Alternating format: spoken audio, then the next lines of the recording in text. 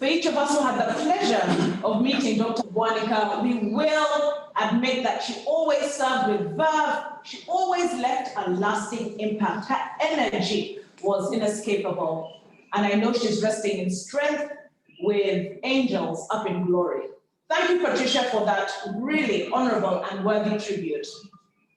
We're continuing with the contest now. And Patricia, our contest chair, has a CV worthy of the River Nile. She's currently Assistant Associate Program Quality Director for Area 17. She serves with so much diligence, from a Vice President of Membership to a Vice President of Education for Intinda Toastmasters, was there during the chartering process, also for Kampala Toastmasters Club.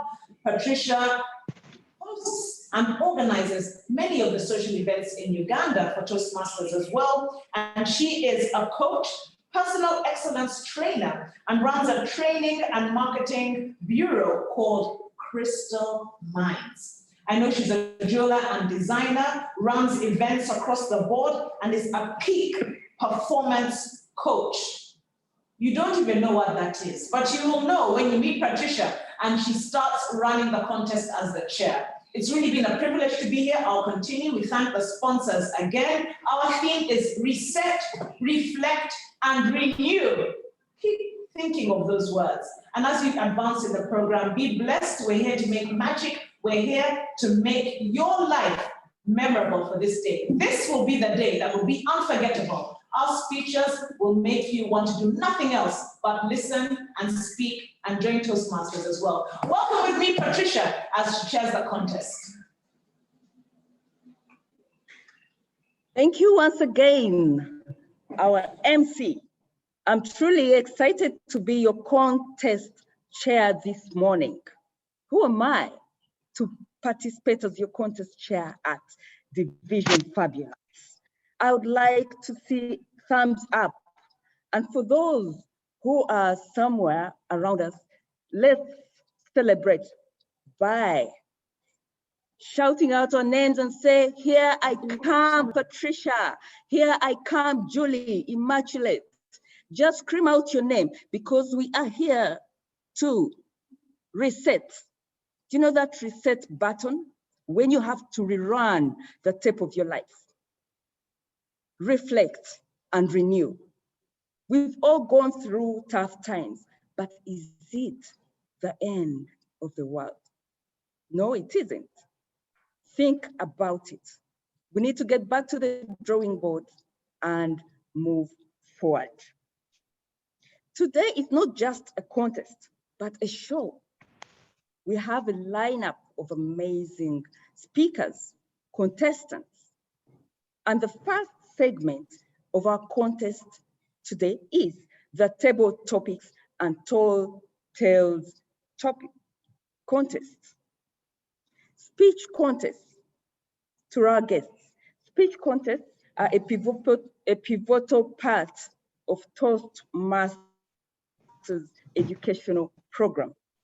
They provide an opportunity for other Toastmasters to learn by observing proficient speakers. Today's first place winners will represent the division at district level. The participants today, or the contestants today, are winners from the different areas. We have 3 areas in Division F, Area 16, Area 17, and 18. And here we are with the cream, just to showcase what they prepared today. I must confirm that all the speakers are eligible, as this is a requirement for contests.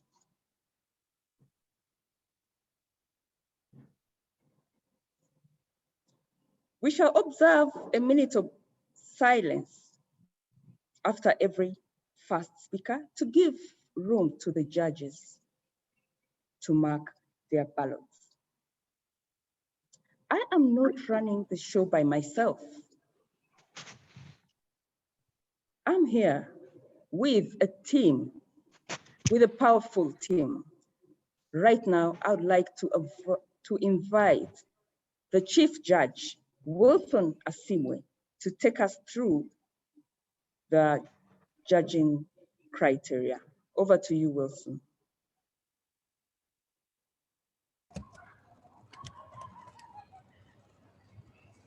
Thank you, Madam Contest Chair. I am so excited to be your Chief Judge, the Table Topics contest this morning. I can confirm that the judges were selected from other divisions. It's 90% of them. And the contestants can be sure that they will be judged fairly. The judging criteria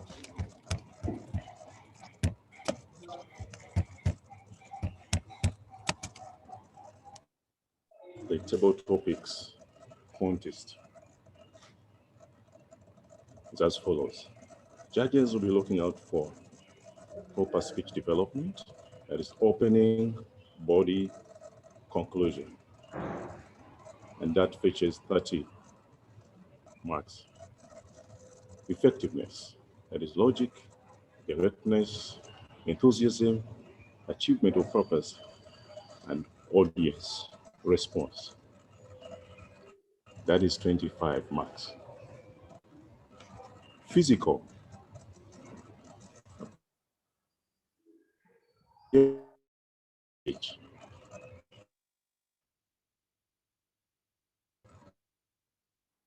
looking out and the volume. Appropriateness, judges speaking to purpose and audience. Correctness, the grammar used, pronunciation, words selected, and that is 5 marks. I can confirm that all judges are in good standing. They've been briefed together with the ballot counters and let the contest begin. Over to you, contest.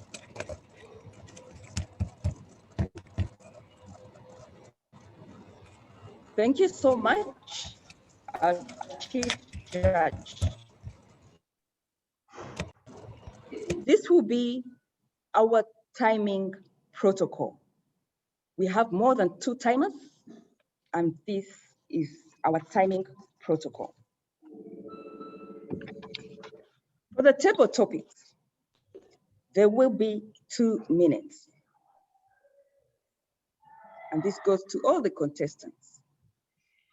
Those online, you'll be required to pin the timer. At 1 minute, the green card will be displayed. At 1 minute and 30 seconds, the yellow card will be displayed. And at 2 minutes, a red card will be displayed. For the tall tales, contestants will be required to speak between 3 to 5 minutes. At 3 minutes, a green card shall be displayed. At 4 minutes, a yellow card. And at 5 minutes, a red card will be displayed.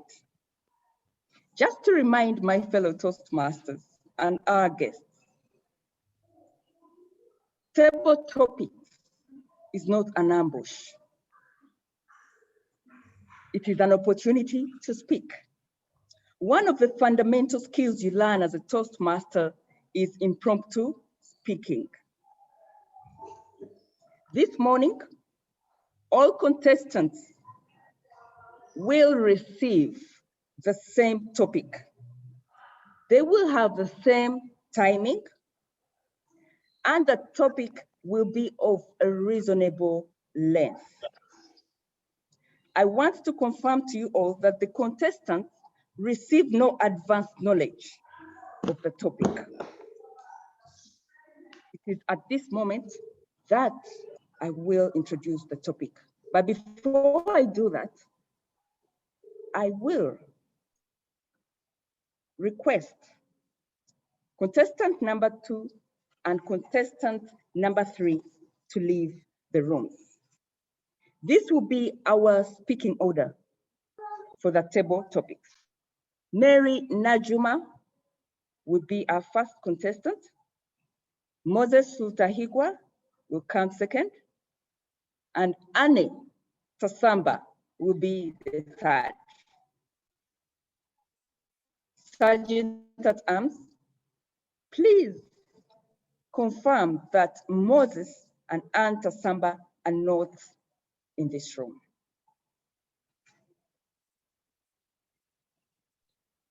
Moses and Anne are not in the room. I will wait for your signal. Moses and Anne are not in the room right now.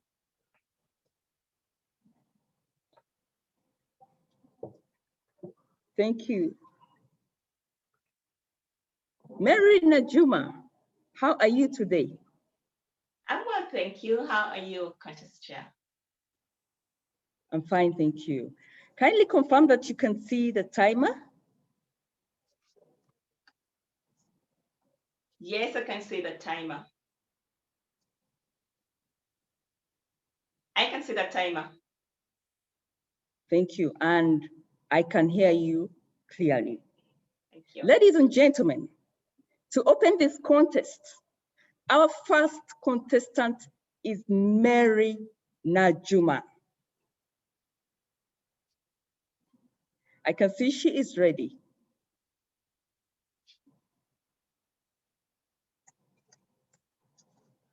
Did you listen to the timing protocol very well? Yes, I did. Thank you.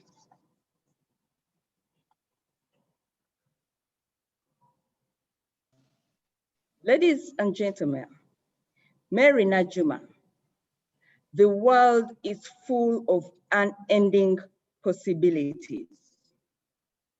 The world is full of unending possibilities. Mary Najuma, over to you. The world is full of unending possibilities.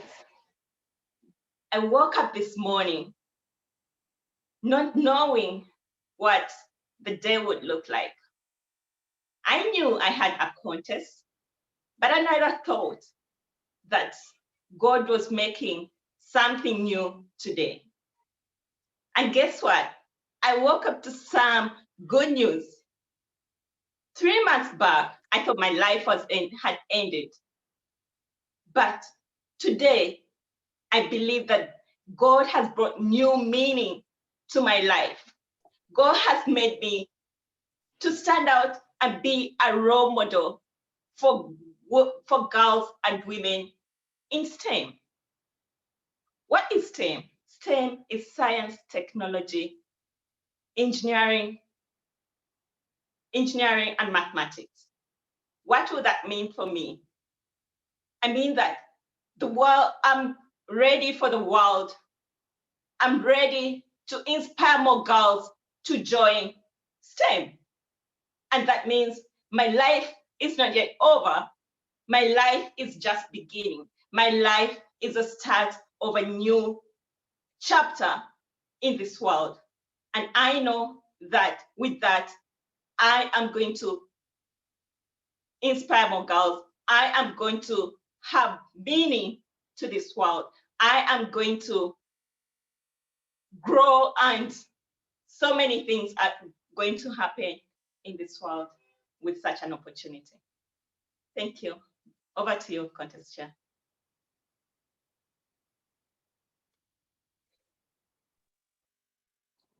Thank you so much, Mary Najuma.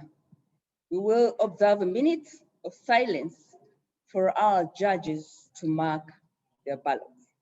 Timer, please notify me when the minute is up.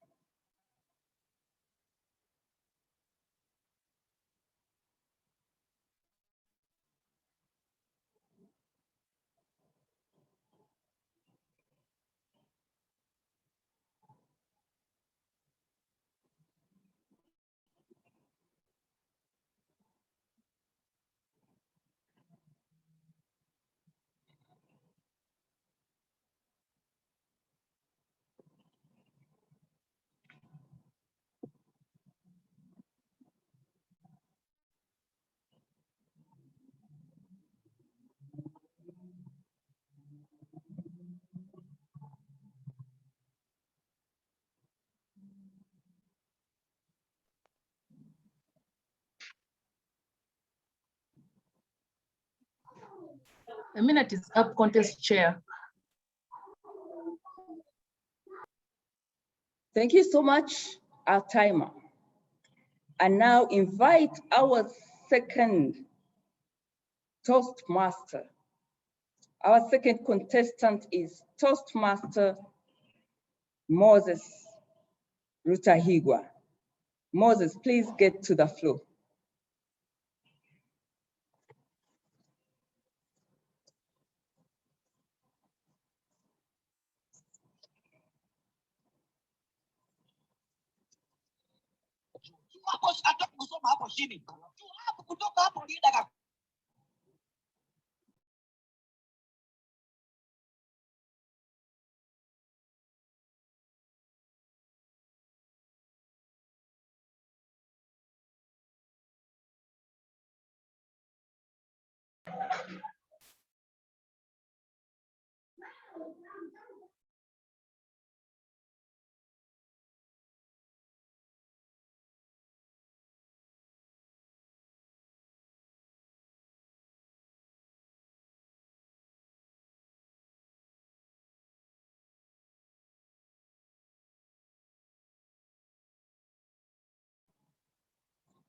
Sergeant at Arms, may we have the second contestant, Moses Rutahigwa?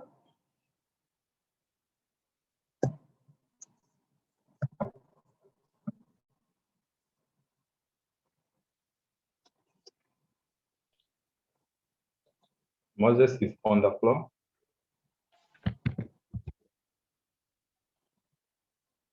Moses, how are you today?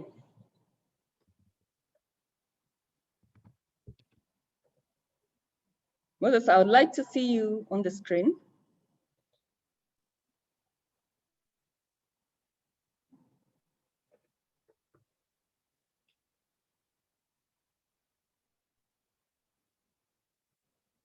I would like to see Moses. Moses, are you there? I would like you to say at least one word, renew.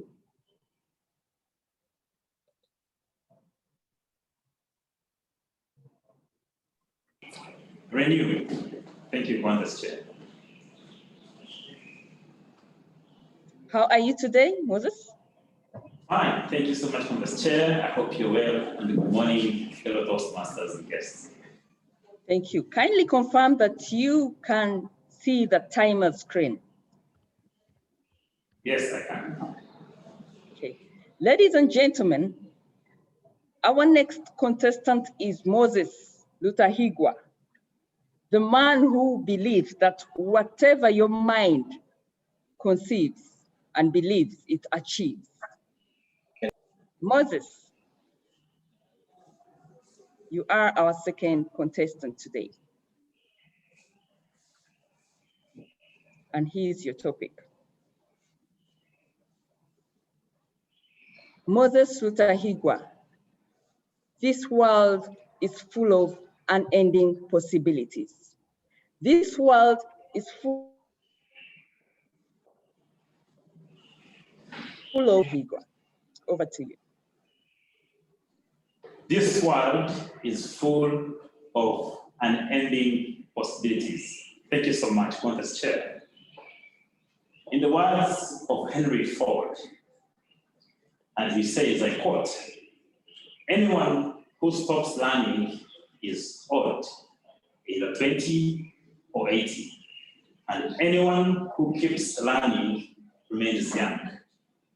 I do believe the world we are in is full of amazing possibilities. Possibilities to learn new things every single day, adventure and experience new encounters every single day, and most importantly, remaining hungry all the time. Fellow Toastmasters and guests, what things do you believe you can achieve in the year 2021? I do believe there are quite a number. But in everything, I'm a firm believer that anything you believe is possible if you desire to keep learning. I urge you, be sure that the world is full of many possibilities. As long as you keep pushing ahead and challenging yourself, you're able to achieve them. I repeat, the world is full of possibilities. You just have to keep learning and learning and learning and learning. And don't forget, as long as you're learning, you remain young. If you stop learning, you will be old, no matter the age. Thank you, Contest Chair. Over to you.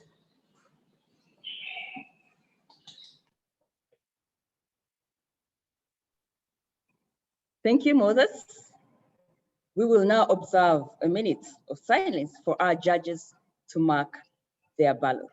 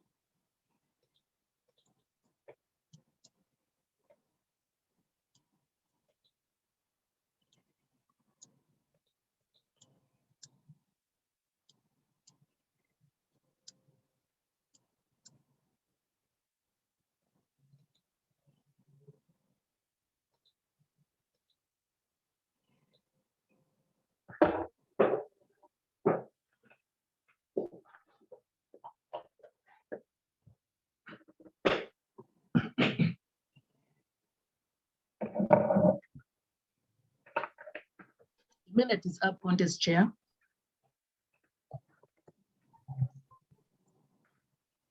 Thank you so much, our timer. Sergeant at Arms, may I please have our third contestant, Anne Tatsamba, on the stage.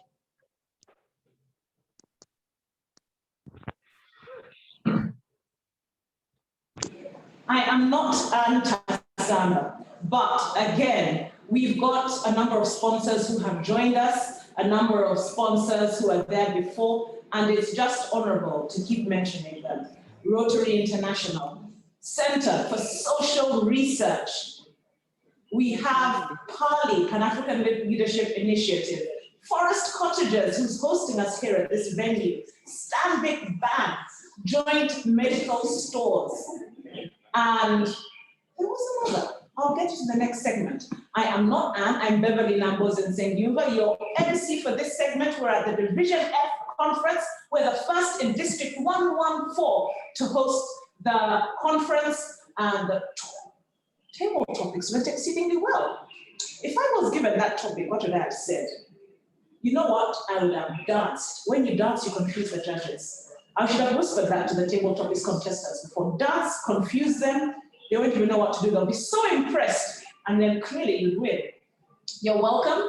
We're here in Kampala, Uganda, broadcasting live to 1,000 people, maybe more, from Kampala, Uganda, East Africa, Africa, and the world.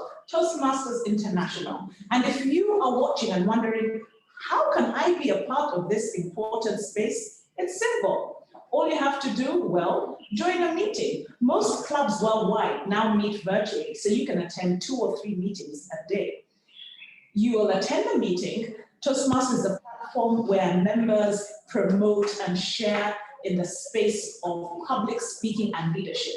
That is the commonality. We nurture, believe in leadership and public speaking, effective communication, coming together as memberships around the world. We meet regularly in different spaces around the world, different cities, different venues. Meetings are scheduled where we have speakers that are prepared. As they speak from 5 to 7 minutes, there are people to evaluate them. In other words, tell them where they excelled and where they may have improved. Now, who doesn't want that? A place where people actually listen with their ears and their hearts and their minds and give you valuable feedback. That's what Toastmasters is about. So you learn to speak effectively, but also listen effectively. You share about your goals, your aspirations, about your businesses, any topic around the world. You learn how to apply humor in your speeches and so much more. That's what Toastmasters is about. That's why I am here, and that's why these contestants are here. That's why you're here as well. You want to become a member? Look for a club near your area that meets virtually. Join, look at Toastmasters on social media. There are many platforms now that are sharing even more earnestly because of the lockdown space we're in. It's invaluable. I mean, it's a timeless experience. We've been here for over 100 years now. That's right, that's right. And we're going on for another 100 or 200 even more, okay? If there are any questions, just email okototoastmastersclub@gmail.com, or you can come over to Forest Cottages now if you are in Kampala, okay? All right.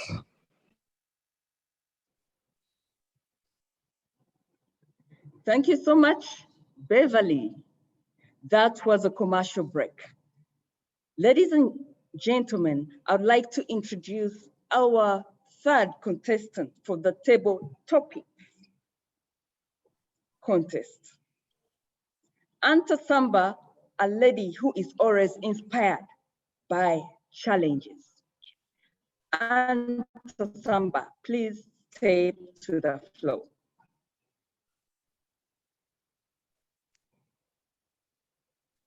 Welcome, Anta Samba.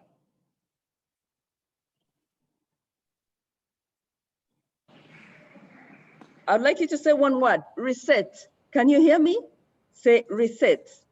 Reset. Oh yes, I hear you loud and clear. Are you able to see the timer? Very well. Thanks. You are not clear. Can you see the timer? Yes, I can see him. Okay, thank you. You're welcome to the floor. And here we go. Thank you. Anta Samba, the world is full of unending possibilities. The world is full of unending possibilities, Anta Samba. The world is full of unending possibilities. Why not? That's why the world was made. And that's why we were also made for the world. Contest chair and fellow Toastmasters, I'll share a story just to illustrate that indeed the world is full of possibilities. Just a year ago, here in Uganda, a lockdown was announced because of the COVID-19 pandemic. And it looked like almost all possibilities were gone. We're not getting out of the houses. We're not going to our jobs. Our businesses were crumbling. And it was like, what next? I thank God that I knew that the world was full of possibilities. I went to live with my mother, and I found out something I didn't know. I found she was deteriorating so much in her health, and I'd been busy doing a lot of things. I spent 7 months with her, and I let her rejuvenated. We shared a lot. We had a lot of jokes with her. We had a lot of fun. We did a lot of work together. And by the time I left, she was much better. Just last February, she celebrated her 83rd birthday, and she was up and down. I found that there was something else I could do, and the possibilities were many. Friends, what do I say? Whenever you come to a situation and it appears like everything is lost, just remember the world is full of possibilities. Contest chair.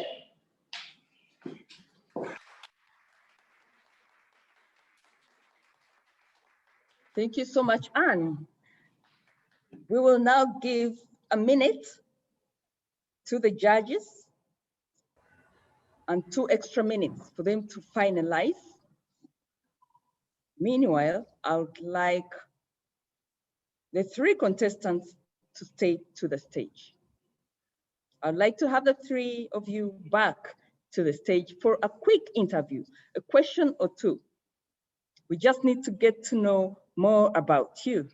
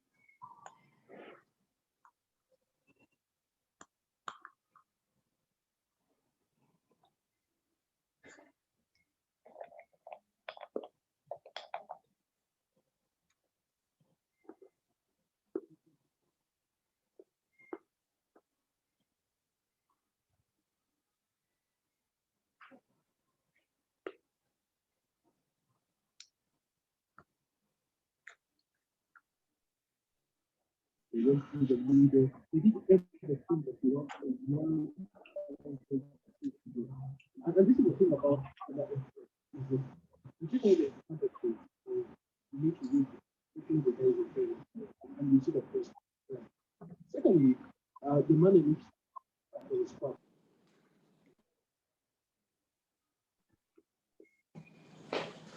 Anne, Yes, Dr. Chair.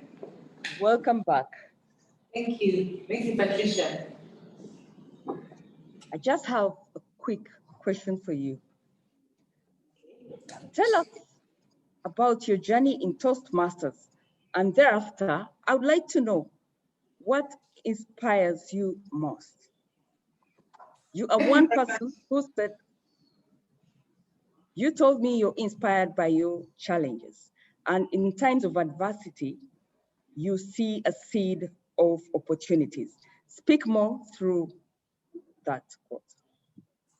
Thank you, Patricia. First, my journey in Toastmasters. I joined Toastmasters when I was at the verge of giving up my career in leadership. And the thing was, I could not speak in public. And I found speaking was part of leadership. I'm glad I met Wilson Asimwe, and he introduced me to Toastmasters. My God, I now love leadership. It has been a journey. My icebreaker was, of course, that daunting thing, but after I went over that bridge, I started doing one speech after another.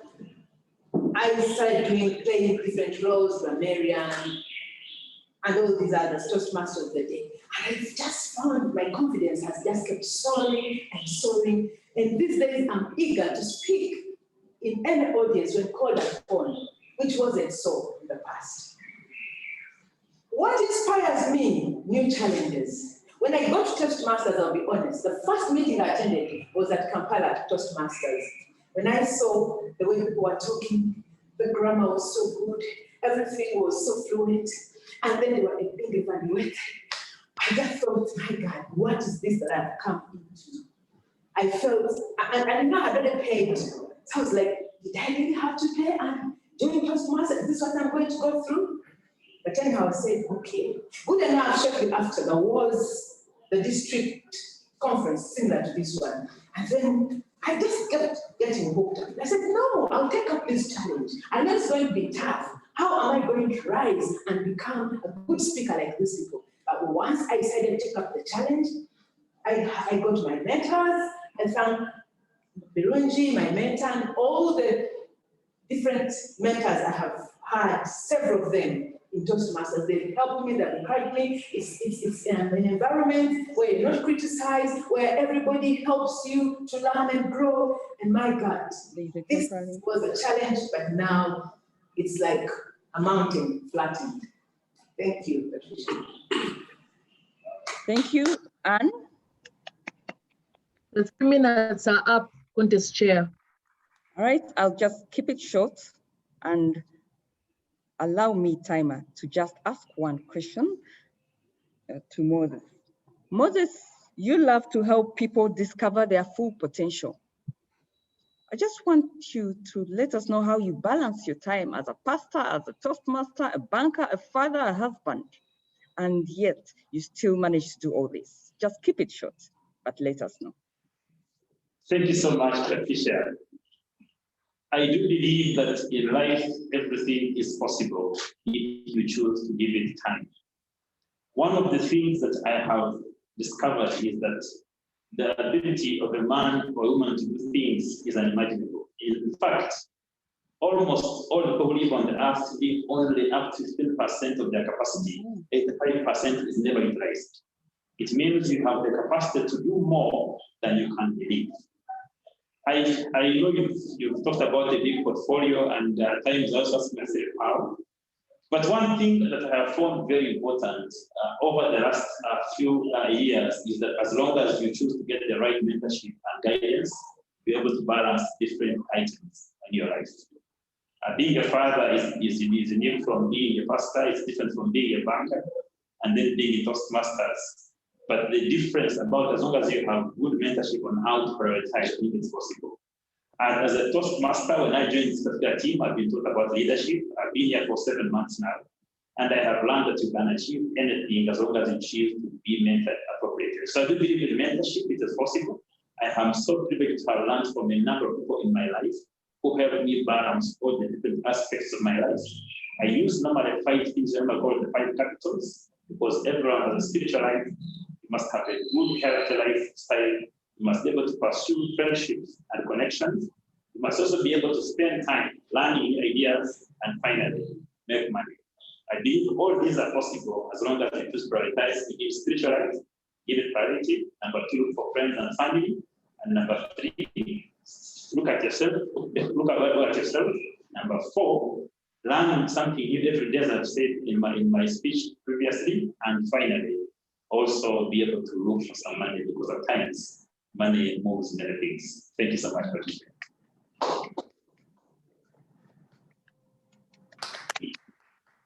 Thank you so much to our contestants. I'll just share Mary. Mary was our very first table topics contestant. She shared her favorite quote with me. And to you, ladies and gentlemen, I'd like you to take this as your food for thought. This is what she wrote. Our deepest fear is not that we are inadequate.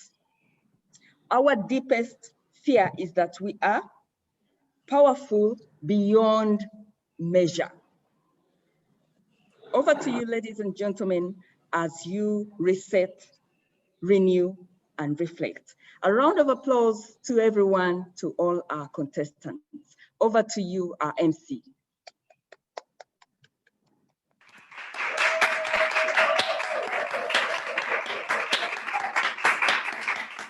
This theme reminds me of recovering or renewing my own mind last year when we had to understand what it meant to be in a virtual presence. Almost 90% of our work time.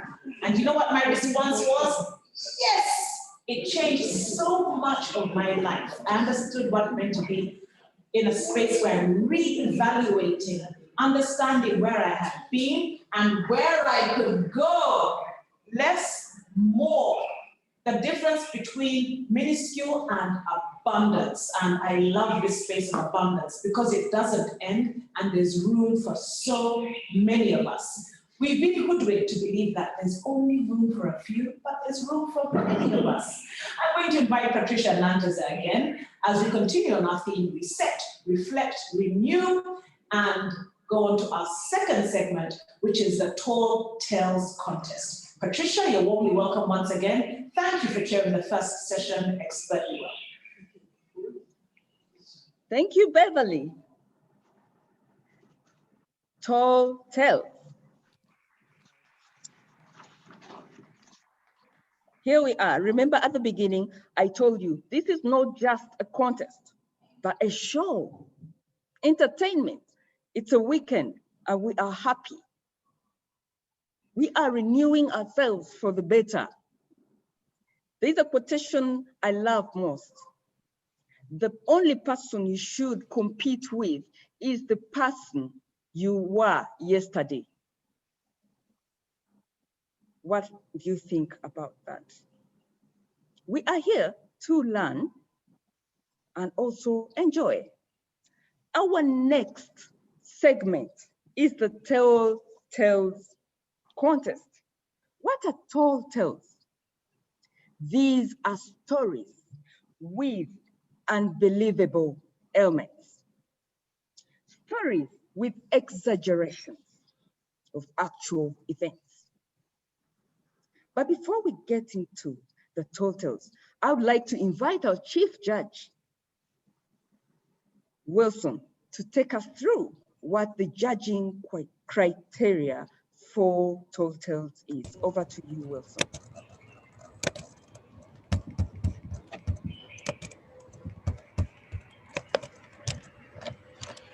Thank you, Contest Chair. The time is now. This is a very exciting session. Tall tales. Our judges are not tired. I can confirm that we still have all the judges, and this is what they're going to be looking out for. Speech development. How is the opening, build up, the climax, organization of the speech, and its flow. Effective use of exaggeration, irony, fun, surprise twists, humor, slapstick, to mention but a few. Appearance, body language, vocal variety, appropriateness, speaking with purpose, and audience engagement, good grammar, pronunciation, using words correctly. And all this adds up to 100 scores. The highest is speech development with 30 scores. Speech technique is 25. Physical appearance is 15.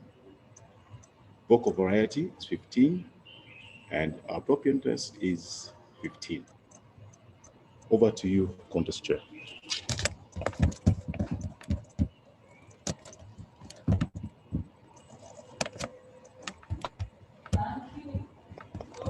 Thank you so much, Chief Judge.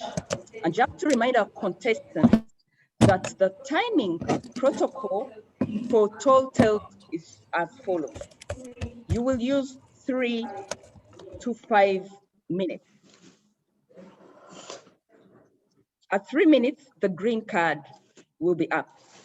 At 4 minutes, you will see the yellow card.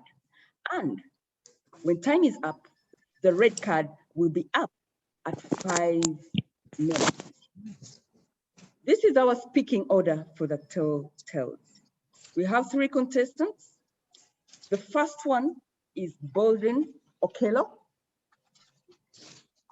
Bolden Okello is our first contestant. Please get closer.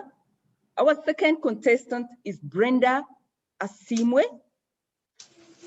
And the third is Paul Kavuma.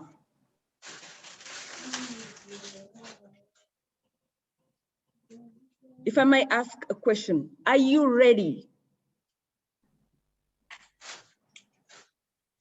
Bolden, are you ready? I'm ready. You see the timer? Yes, I do see the timer. Okay, if you see the timer, that is. Ladies and gentlemen, contestant number 1 this morning is Bolden Okello. The man who is inspired by the fact that he has to do all things to survive. He's always motivated by the things he does in his free time, mountaineering and basketball. Welcome to the Tales contest. Bolden Okello, Europe learns about Africa. Europe learns about Africa, Baldwin Okello. Over to you. Until lions learn have their own stories, the history of the hunt will always glorify. We're going the one we use against Tunisia, we are going to be dead. Yes, sir.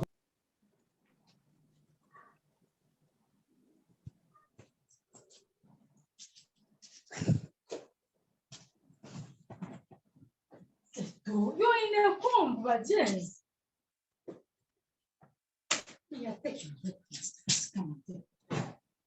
Baldwin, I would request you to pause so that we rectify the sound.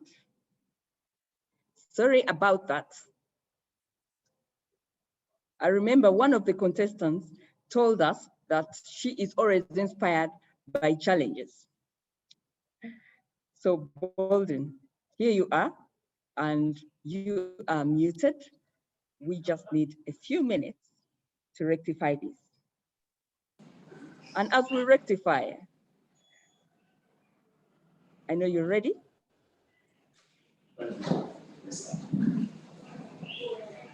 I would like the technical team to notify me when. This one? Okay. Once again, ladies and gentlemen, I would like to introduce our very first tall tale contestant, Baldwin Okello. Europe learns about Africa. Europe learns about Africa, Baldwin Okello. Over to you. Until lions have their own historians, the history of the hunt will always glorify the hunter. It is well documented that John Huntington Speke was the first European to discover the source of the Nile. What is not documented and what got lost in translation because of language barrier is what I'm about to tell you. Contest chair, fellow Toastmasters and guests, have your pens ready. I was there, and today you will know what actually happened. John Speke arrived at Mombasa, at the coast. Hungry, he wanted something to eat. And the African natives gave him fried flour mixed with water. It was so tasty. Every time he would bite,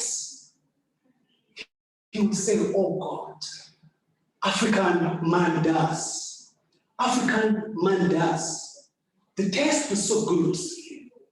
And believe you me, what we call mandazi now is because of John Speke's insistence of saying African man does.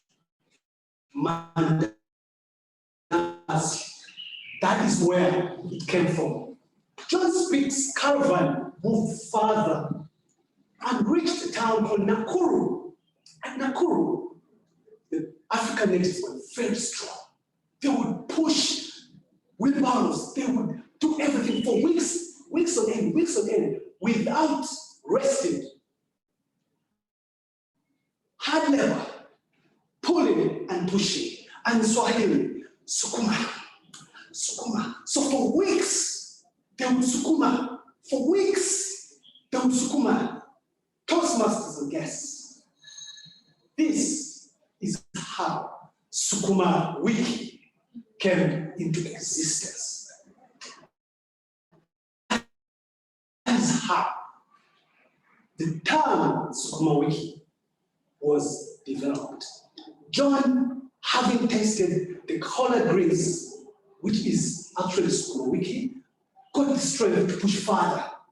He pushed further through to Eastern Uganda. In Eastern Uganda, he found the natives were very good at cooking eggs that would be rolled and rolled, very tasty. He loved the taste of the eggs. Every time he wanted to eat, he would say, "Can I have rolled eggs? Can I have rolled eggs?" And the African natives, because they did not understand, that is how they started hearing Rolex. Roll eggs, Rolex. That is how Rolex came into existence. John pushed further and came to Uganda. Uganda, he was served steamed bananas. Very nice and tasty, warm. But he did not understand our culture, why you have to sit while eating. He liked to eat his steamed bananas while standing. Being a guest of the king was also learning English so that he could communicate to his visitors. And the king only knew two words, mat and okay. So every time John was eating his steamed bananas, the king would walk up to him and say, "Mat, okay? Mat, okay? Mat, okay?" Guess what? It got lost in translation. And that is how steamed bananas started being called matoke. Mat, okay? Matoke. Toastmasters and guests, you are lions. You are historians. Document these things, because if you don't document them, the history will always favor the hunter. Be a hunter. Over to you, contest chair.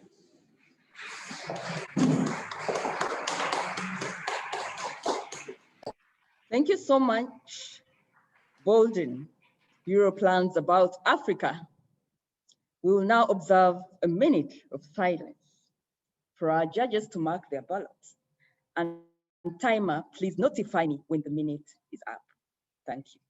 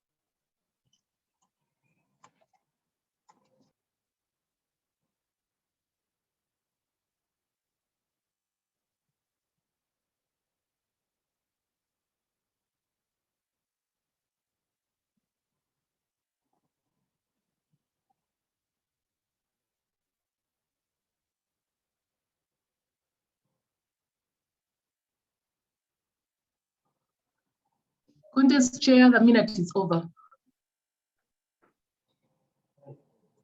Thank you so much, Olivia, our timer this morning. I take this opportunity to introduce our second contestant for the Tall Tales contest. Brenda Asimwe, please get to the stage. Welcome, Brenda. Welcome, Brenda. I'd like to see your thumbs up if you're ready.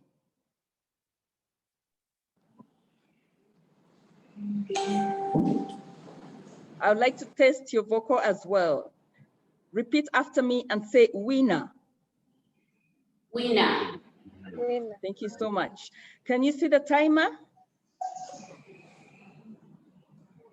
Yes, I can confirm that I can see the timer. Ladies and gentlemen, our second contestant is Brenda Asimwe, who draws her inspiration from fictitious stories.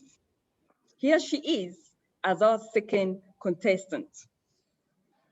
Brenda Asimwe, a camping adventure. A camping adventure, Brenda Asimwe. Over to you. I want you to think about one of the most thrilling, yet a bit scary experiences you had in the past. And given an opportunity, would you allow to repeat the experience? Contest chair, fellow Toastmasters president, and our beloved guests. My first camping adventure, which happened in 2020 at the end of July, is one that I always remember for life. You see, we arrived at this beautiful island on the Victoria called Bukasa to a glowing sunset.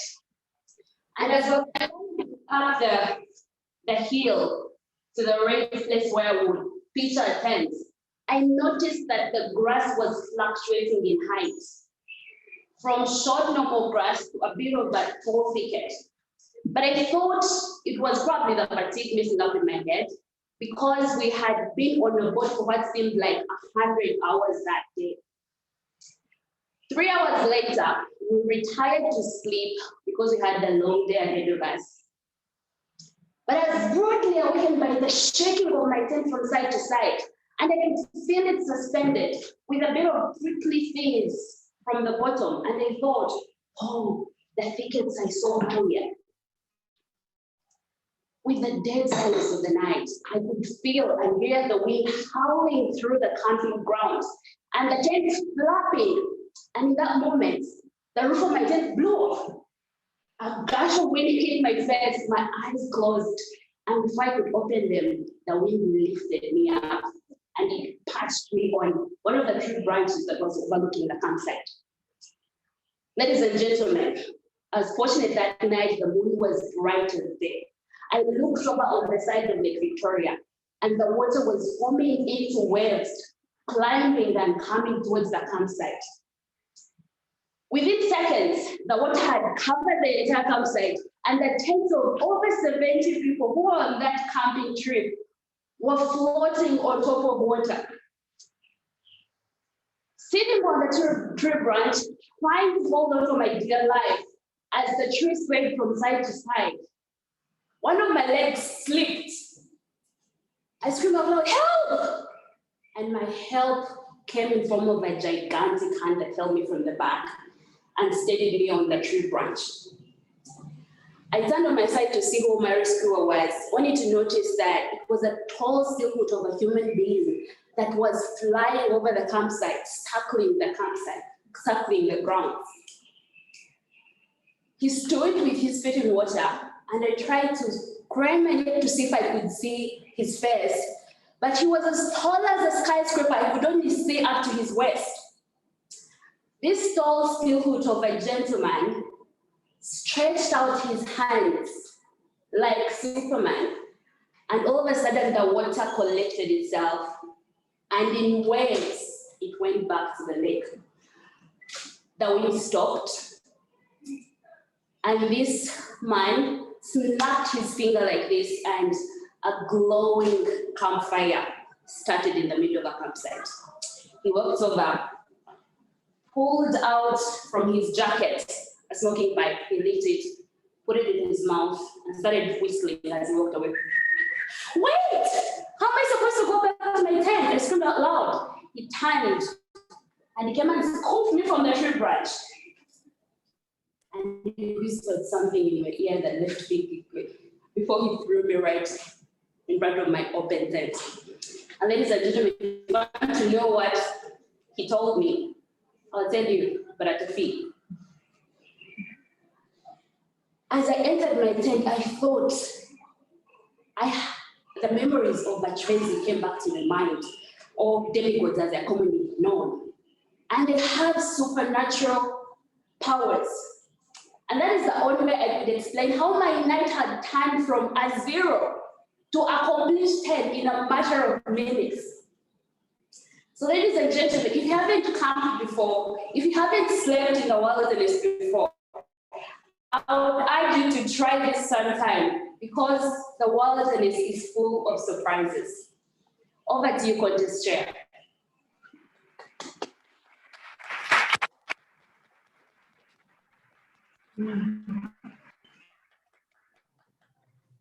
Thank you so much, Brenda. May we observe a minute of silence for our judges to mark their ballots.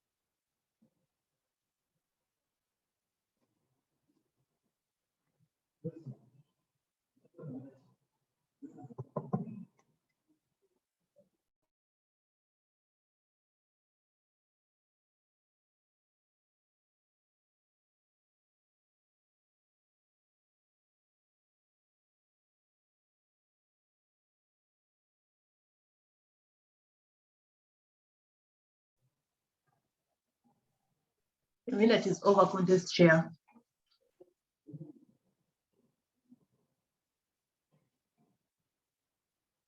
Thank you so much, Olivia, our timer. Paul Kavuma, I can see you're ready. Yes, Paul, I am hello, ready. Paul. How are you today? I'm fine, contest chair. How are you?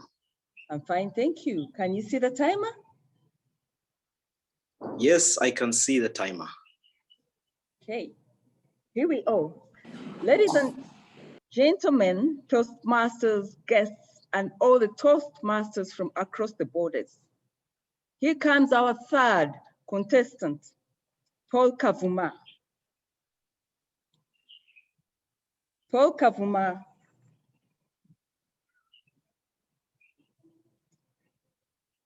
he just shared a quote with me and he said, "Courage is fear that has said its prayers." Courage is fear that has said its prayer. I want you to remember that. Our third contestant is Paul Kavuma. Paul Kavuma, appearing high maintenance. Appearing high maintenance, Paul Kavuma. Over to you, Paul.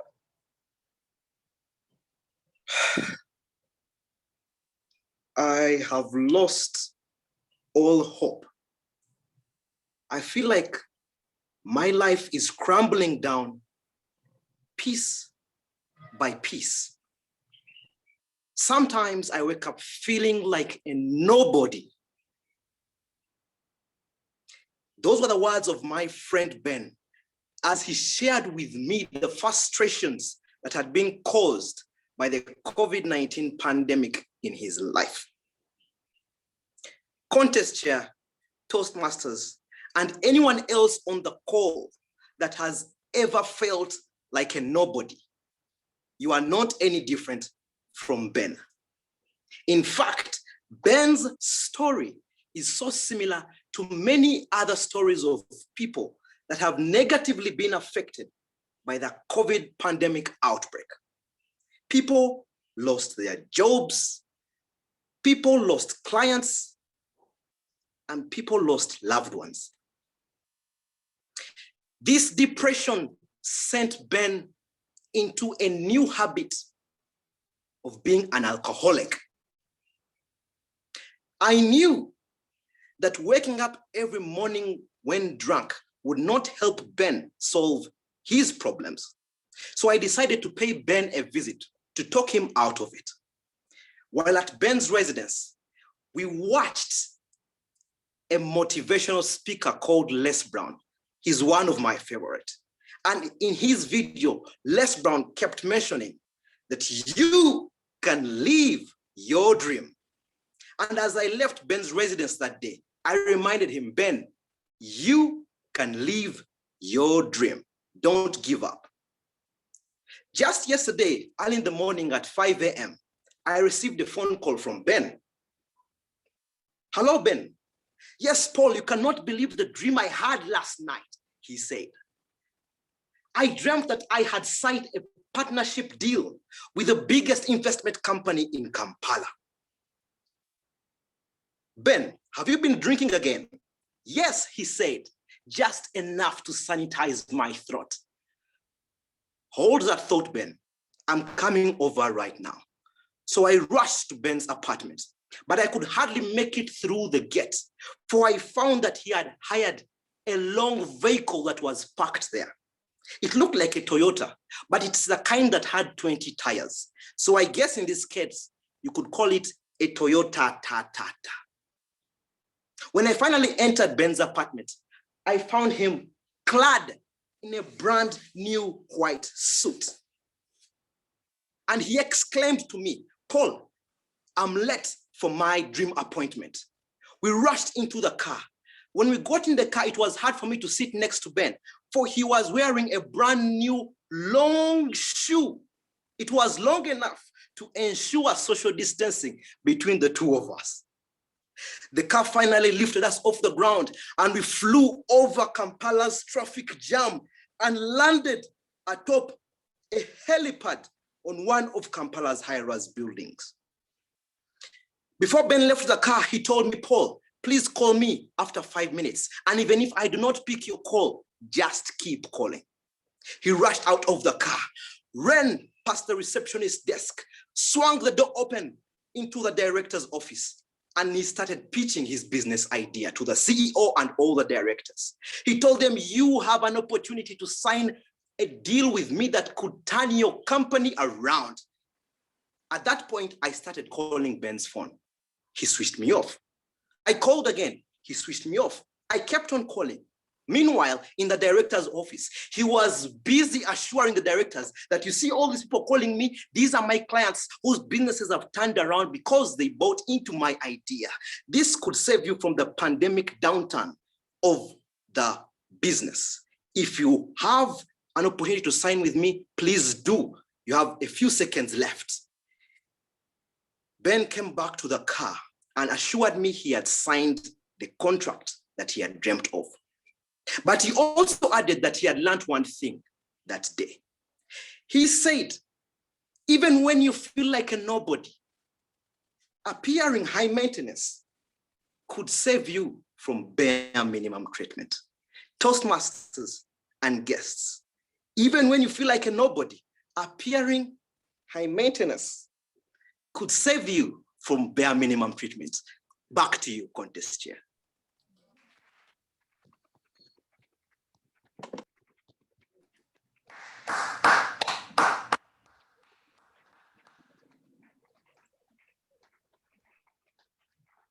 Thank you so much, Paul. That marks the end of our Tall Tales contest.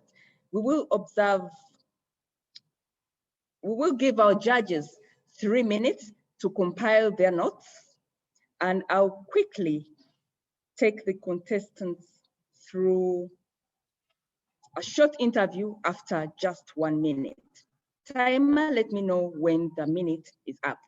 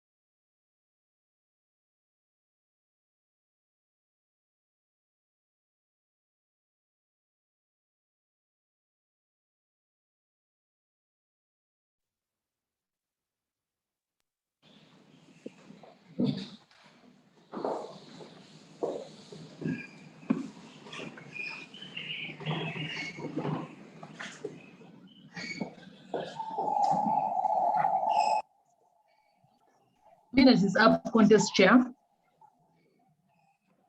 Thank you so much.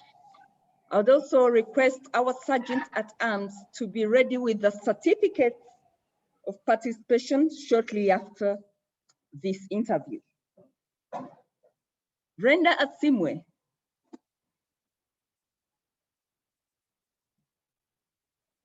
Brenda? Hello, Patricia. Hi. I know you are a communications practitioner. Just take us through how Toastmasters and the competencies you've learned from Toastmasters have helped you apply this outside Toastmasters. I'll give you a little bit of a backstory of how I came to join Toastmasters. I'm a journalist by training, and my role, my job involved attending conferences, interviewing people, writing stories. So you would think that skills of public speaking and speaking to masses of people would come naturally to me. But I realized that I was struggling so much, and I would always think back at times when I'm in conference and I'm asked to say something, and I would feel my knees start to jelly. But then I am an added fan of great speakers, storytellers, and I thought, how can I be better? So I thought of Toastmasters. No one told me about it. I was just up online looking for places where I could go to improve my public speaking and to conquer my fear of speaking to crowds. So I came to Kampala Toastmasters Club, and I joined in 2018, and since then I've never looked back. And you know, as they say, practice makes perfect. I am not perfect, but I'm definitely better than I was when I joined Toastmasters. And one thing I've also learned from people I follow at Toastmasters, and one quote that someone mentioned that sticks to mind is that the nerves never really go away, but you just learn how to control them and to use them when you're doing public speaking. And I do that in my work when I'm making presentations, when I'm conducting trainings with my colleagues. I am not that person that I was about 3 years ago, and for that, I am grateful to Toastmasters.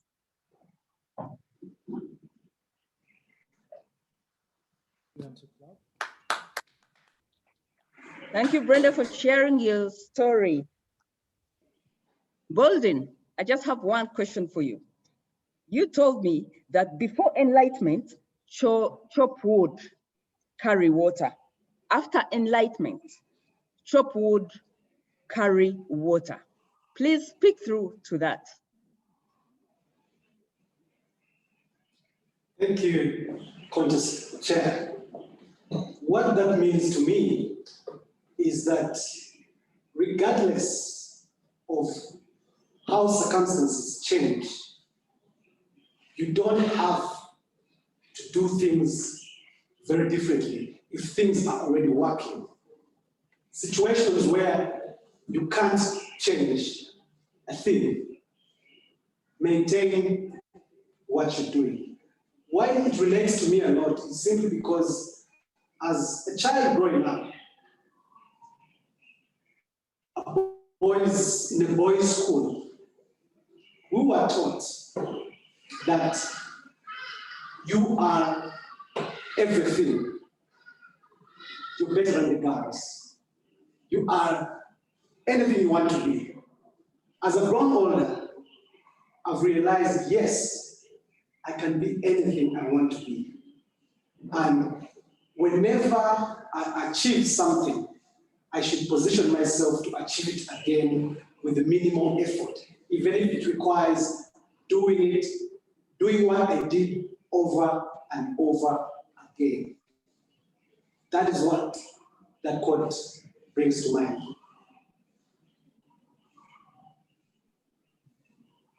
Thank you, Bolden.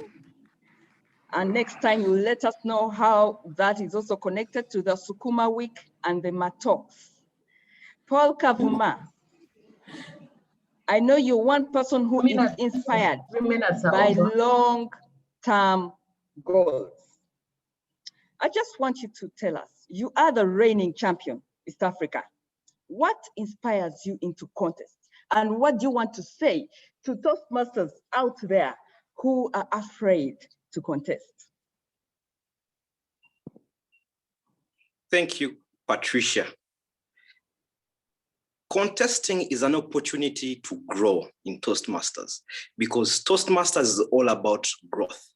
People enter Toastmasters when they are at different levels of public speaking. So it's not about whether you're better than another person. It's about whether you're better today than you were yesterday. And for me, that is why I keep contesting, because the energy I put into preparing for a speech in a contest is not the same as the energy I invest in preparing a speech for a normal meeting. So I find that I get to learn a lot more techniques in a short span of time when preparing for a contest. That's why I keep contesting, because it's an opportunity for me to venture out, acquire new skills, learn from people who are way better than me, seek ideas and insight from experienced speakers.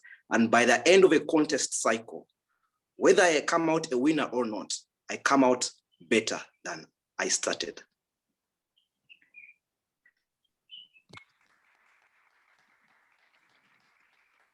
Thank you so much, Paul. I don't think we're able to display the certificates of participation right now. We will do that at the end of this contest. It's been a pleasure serving you as a contest chair for this segment. I would like to hand over to you, Beverly. Thank you very much to all the viewers, to all the participants and guests out there. Thank Posing the contestants. I feel like a winner. Even with Paul speaking to us virtually, I feel like a winner. Congratulations, thank you so much. Congratulations, Paul. We look forward to the results and we look forward to knowing what will happen in the next segment. Come over for a photo. Brenda, please speak up. Yes, there are hundreds of people in this room who want to take photos of us. Okay, journalists, you have to wait. BBC, CNN, please wait. Wait your turn. Thank you. That was a journey. Two things are going to happen right now. One, I have to show you this hairstyle, like flipping. Okay, do you see this? This represents many things. My hair was extraordinarily long. I cut it 2 weeks ago to represent all of that which I need to get rid of. A lot in my past which wasn't adding value to me, a lot of rot, devaluing, low self-esteem, things that really were oppressive, which highlighted my growth and the journey I wanted to continue. And that has remained, which I'm allowing to flourish. So all that was rotten, all the goodness will grow back. And I'm definitely in a space of abundance. You are too, which is why you are here. I need to explain this hairstyle because people look and say, is that Beverly? Is her hair long, short? It's Beverly, that's all you need to know. Welcome once again. As we continue to the second segment, we do have a fantastic speaker who's here with us today. And I want to tell you that this is a wonderful season where we're renewing our membership fees.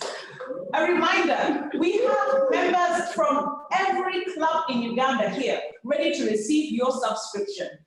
It's 270,000 for 6 months from April to October. Just pay the money, you'll get your receipt, you're renewed, as simple as that. Toastmasters works as a membership network. In order for the clubs to run expertly well with sufficient resources, we rely on members to renew their subscription. This is the time we're here ready with our receipts for you, okay? All right, not everyone at once, okay? One at a time. And this is wonderful.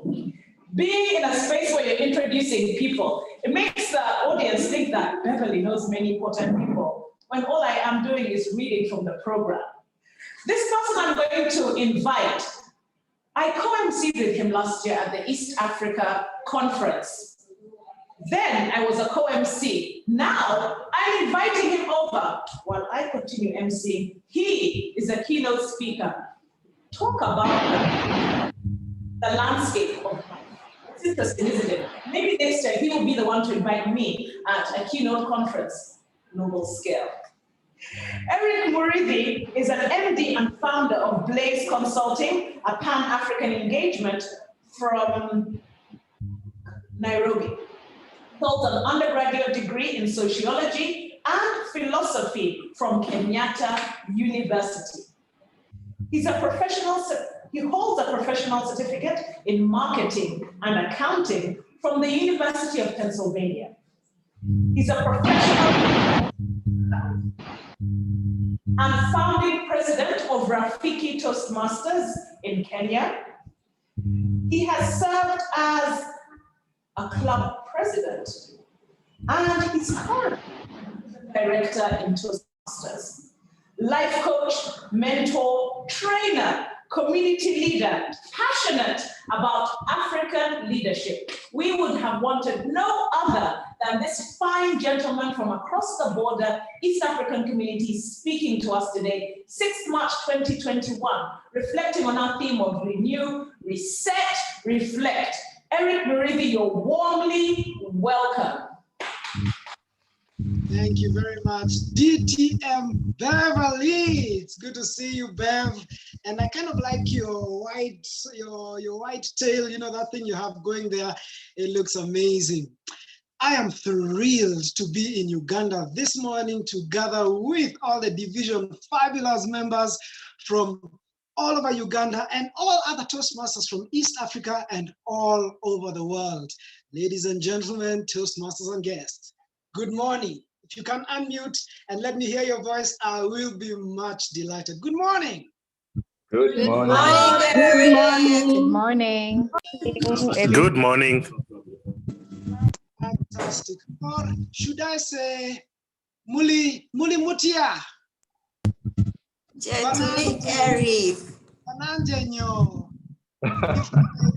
If my Uganda greetings sound a little weird or funny, please blame my speech mentor, Dr. Christine Sunshine Nabirio. She's the one who coached me. Well, ladies and gentlemen, I bring you greetings from the vast, warm, and convivial division Boisterous, which extends from the land of many hills, that is Rwanda, to the city of cool waters, Nairobi. Receive all our greetings, and by extension, Kenya. I told Dr. Sunshine that we would come with a mammoth crowd. So if you're here from Kenya or Rwanda, I want you to hit the chat forum and say Jambo Uganda, or say hello Uganda, or say something, so that Dr. Christine can know that we are here in the numbers. Fantastic, thank you very much. And if you're a fan of regions, you could also say hello. Fantastic, Jumbo, Jumbo, Jumbo to all of you. Thank you very much. Well, ladies and gentlemen, this morning I am thrilled to have the opportunity to share with you from a topic that I am completely passionate about. My topic for this morning is thriving through personal excellence. Thriving through personal excellence. I'm seeing the messages keep coming in. Allow me to play a quick video. I know you've heard it said that a photo is worth 1,000 words. A video is worth 1,000,000 words. I'm going to play a 2-minute and 43-second video on excellence. And after this, I'll ask you what you are learning from that video. The video has a bit of Kiswahili, which is an East African language, but spoken predominantly in Tanzania and Kenya. I know there's a lot of Ugandans also who speak Swahili and Rwandese. And if you don't speak or understand Swahili, don't worry. There's also a commentary in English. However, if you've watched a Spanish soap opera without subtitles and you've cried by 15 minutes into the movie, you will be fine with this 2 minutes of Swahili. Here goes. Watch, then you let me know what you're picking from this video. Good morning, sir. If you apply Murang'a Road at Ngara area, you may have seen her navigating through traffic selling sweets to motorists. You would be right to mistake her for a model. Susan Modoni has become the talk of town for introducing a new dimension to the business of hawking, that of using and dressing to her best as a marketing tool.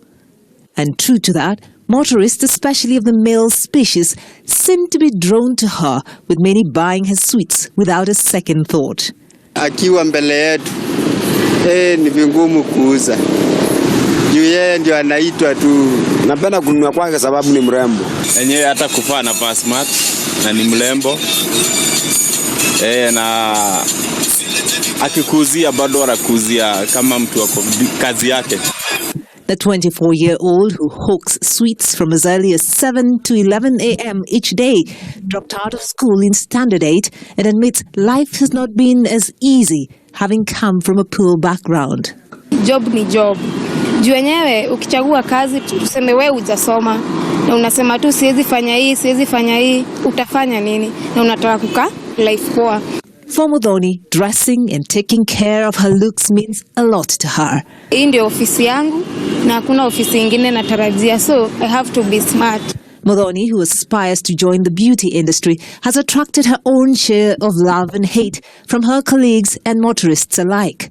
Kuna ule mtu anakuona, ana understand yenyewe uko job. Mwingine anakuona, anaona kama umekuja hapa kujiuza. And for that, she sometimes attracts snide remarks from motorists. Huo mtu akiangalia aone unauza sana, anashikwa na ile jealousy. Unaweza pata hata akuongereshi. On average, Muthoni makes between 800 and 1,000 shillings a day in spite of the inherent challenges. Saa ingine traffic imefunguliwa, mtu ameenda na pesa zako. Challenges aside, it is a trade Muthoni has engaged in for the past 4 years, 2 of which she did on Outer Ring Road, still believing that one day her hard work will finally pay off. It is not what life hands you that matters. It is what you do with it that makes the difference between success and failure. And for Susan Muthoni, for her, the sky is no longer the limit. Joy Kirukijuma, K24. Fantastic. I try to look for a local example of excellence because sometimes when we speak about excellence, it sounds like such a lofty idea. I want you to talk to me.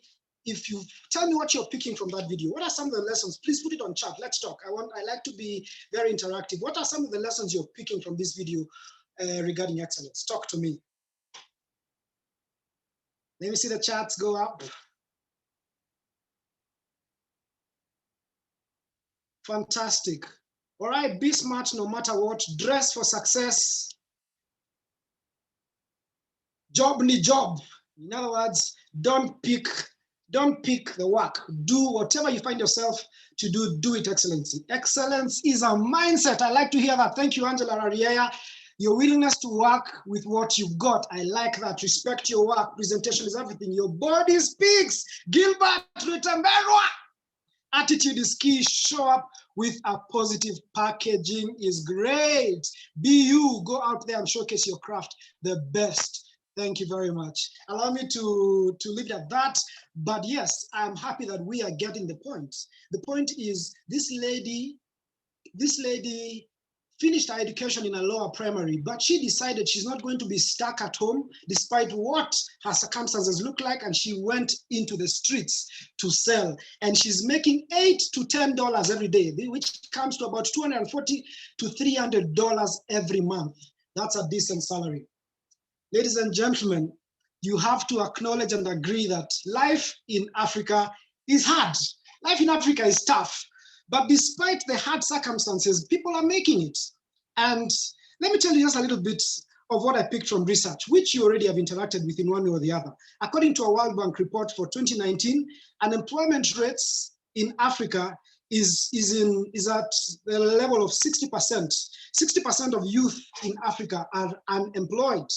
And according to a Mohammed Ibrahim report of the same period, Africa is 60 to 70% youth.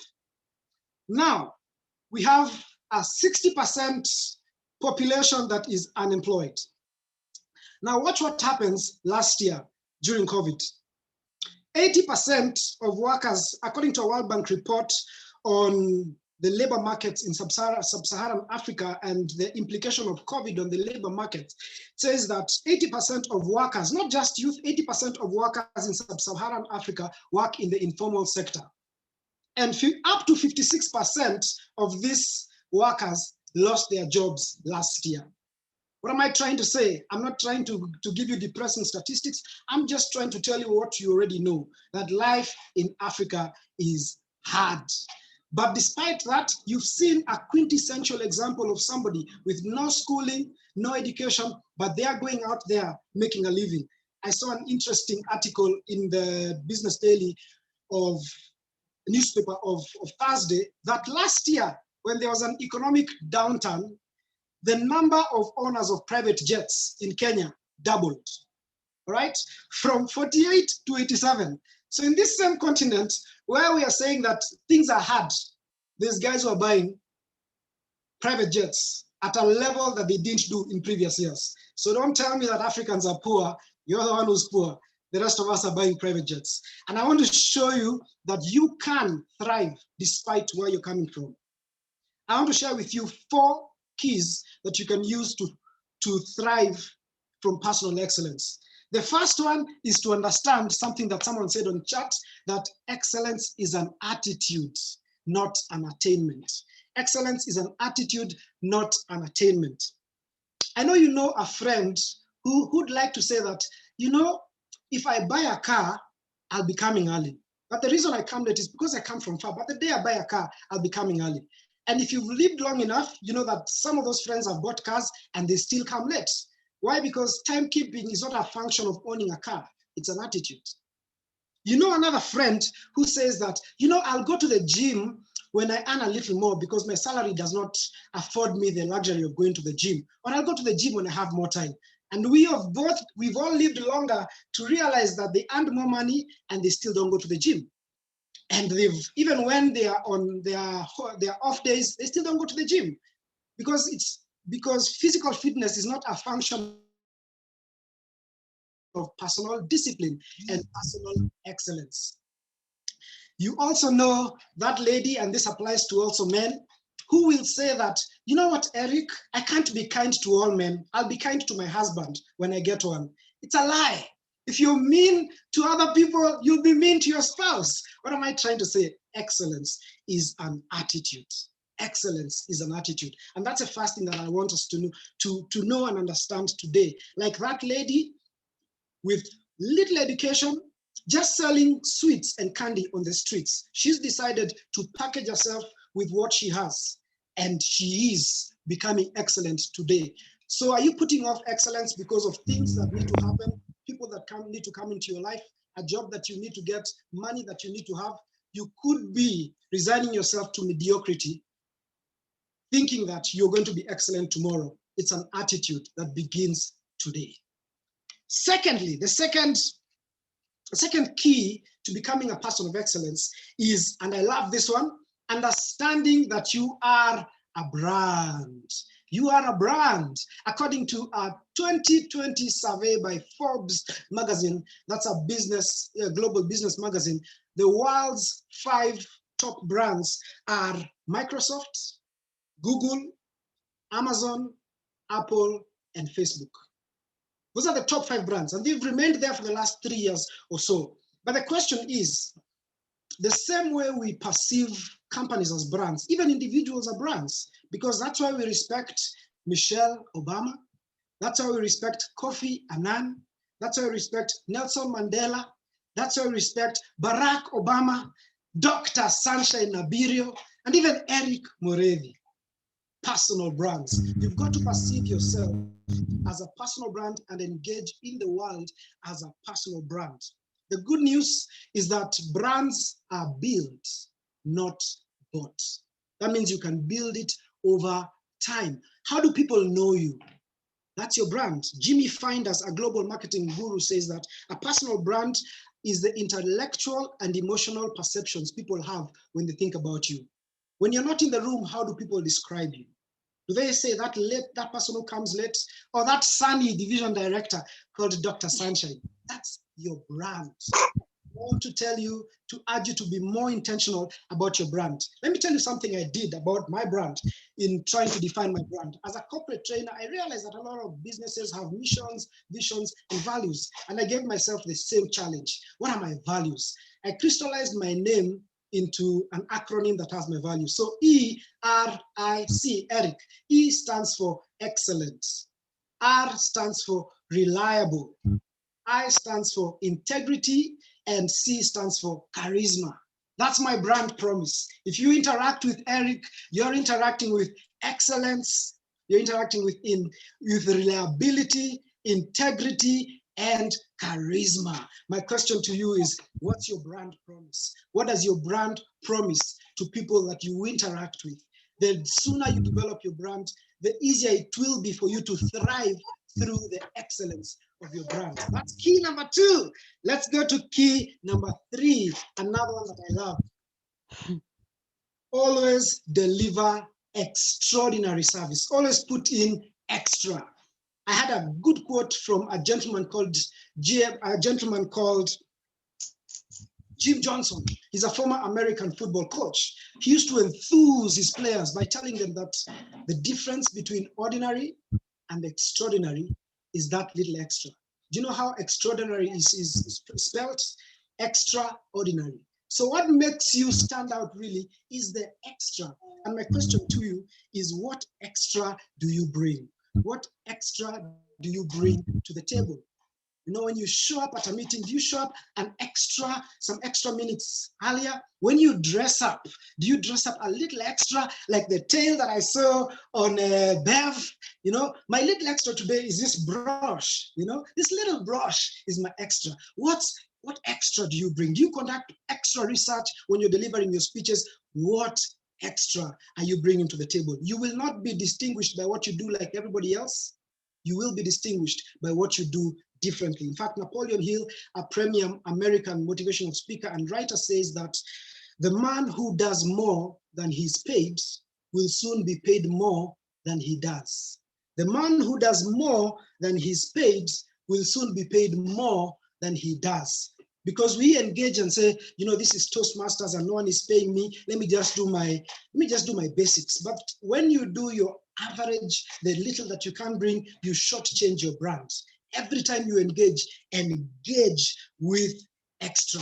Always bring extra. That is what makes you stand out. Extraordinary service.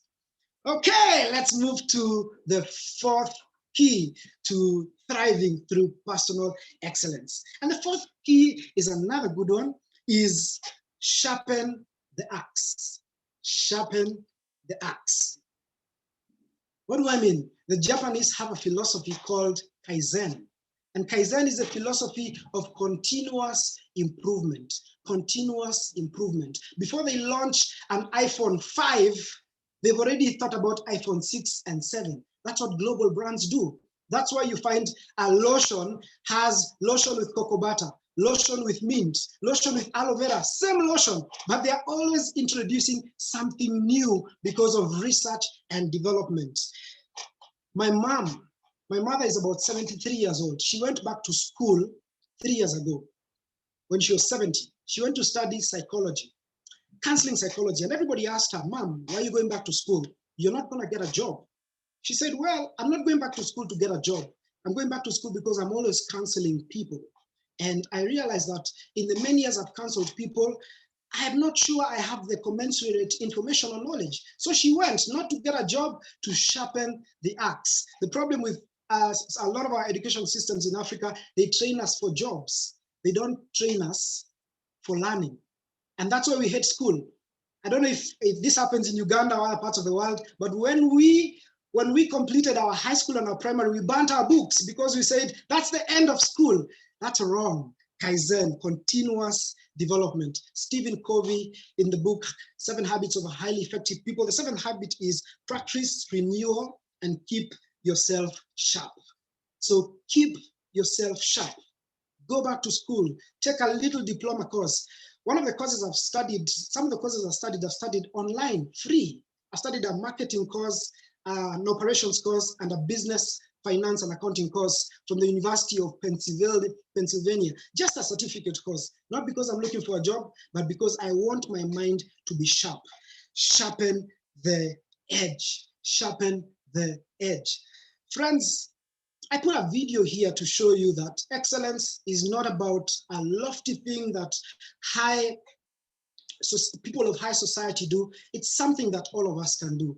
All of us can be people of excellence. It's all about taking what you have and making the best out of it. And I've shared with you 4 ways in which you can do that practically. The first one was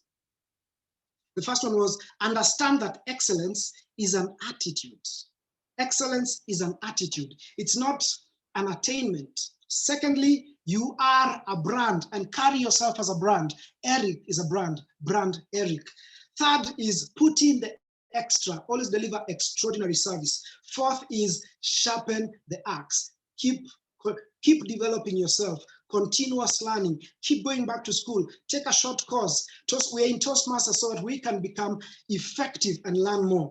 I want to conclude by quoting a verse from Proverbs 22:29 that says that, see a man that is skilled in what he does. He will not serve before mere men. He will serve before kings. And this applies to women. See a man skilled in what he does. He will not serve before mere men. He will serve before kings. Ladies and gentlemen, see you at the king's table. Back to you, Bev. Here I am at the Queen's table. Thank you so much, Deputy Director and Keynote Speaker Eric Murithi. Building excellence, it's a personal journey. Personal excellence through being introspective and understanding who you are and building those habits daily. Reflect on that as we go for our 2.5-minute coffee break before the next segment where I invite my co-MC. Take it.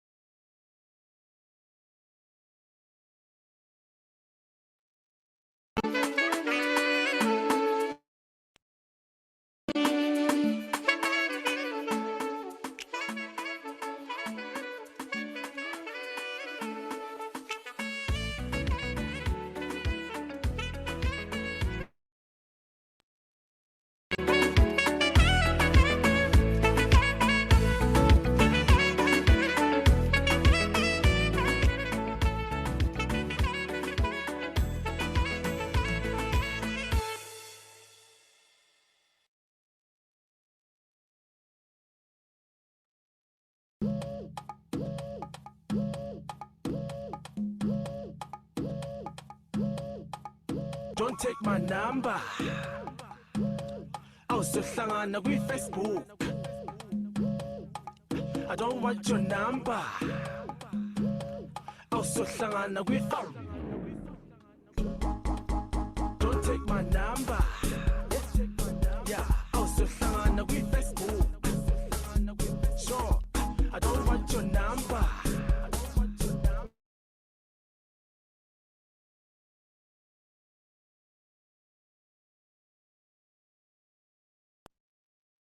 Facebook. Angithi uzongi-accepta. Awusohlangana kwi-Facebook.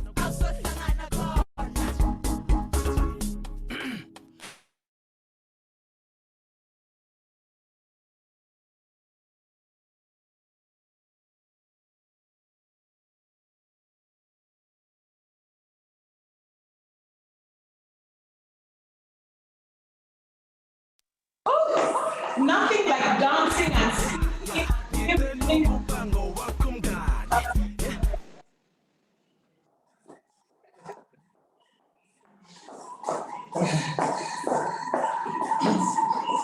All right, please start off the music. Please, cameras down, cameras down. Journalists, you'll have your time. All right. Welcome back to segment 2 of our Division F conference. Kampala is the first city to host a division conference virtually and physically at Forest Cottages. Thank you, attendants, participants, people watching from all over Uganda, East Africa, Africa, and the world. We appreciate you joining us the 6th of March, 2021. And we congratulate the contestants of both contests so far, table topics and tall tales. What's your tall tale for today? Hold on to that thought. I'm inviting my co-MC. This co-MC hosts events. He team builds a radio personality. Now, I have co-MC'd with him before. It's like trying to keep up with Joshua Cheptegei, Uganda's winning, marathon gold medalist, recognized all over the world. When you co-MC with Ronnie Habassa, it's like trying to keep up with Joshua Cheptegei. He's unstoppable, this man. Where is he? Where is Habassa? Husband to one wife, father to 3 beautiful queens. And this man is unstoppable when it comes to MC. It's a pleasure to have him here today. Ronnie, are you ready? Absolutely ready. Tell the truth. Absolutely ready, but it's going to be a tall order coming after Beth, Exuberance, great panache, unwavering back. Grammarian, that's all the big words I have for today, but thank you so much, Bev. And we're looking forward to segment 2.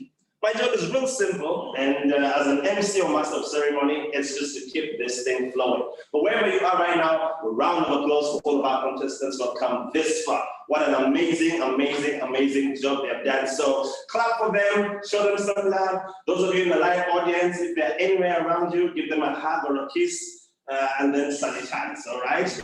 But for now, I'm going to try to keep this absolutely simple. I was watching a movie the other day, and don't you just like movie announcers, with their big voices and how they announce movies? And I'm looking forward to Coming to America season 2. I don't know, episode 2 or whatever it's called, And I just love the way the announcers do it. So I'm going to attempt to announce my next speaker like a movie star. Are you ready? Ladies and gentlemen, boys and girls, in-laws, outlaws, everybody, this March, coming to a virtual device near you, all the way from the District 114. Let's make magic. Toastmasters International Ugandan chapter presents Division F Speaking Contest. Welcome to season 1, episode 2, or segment 2 is it?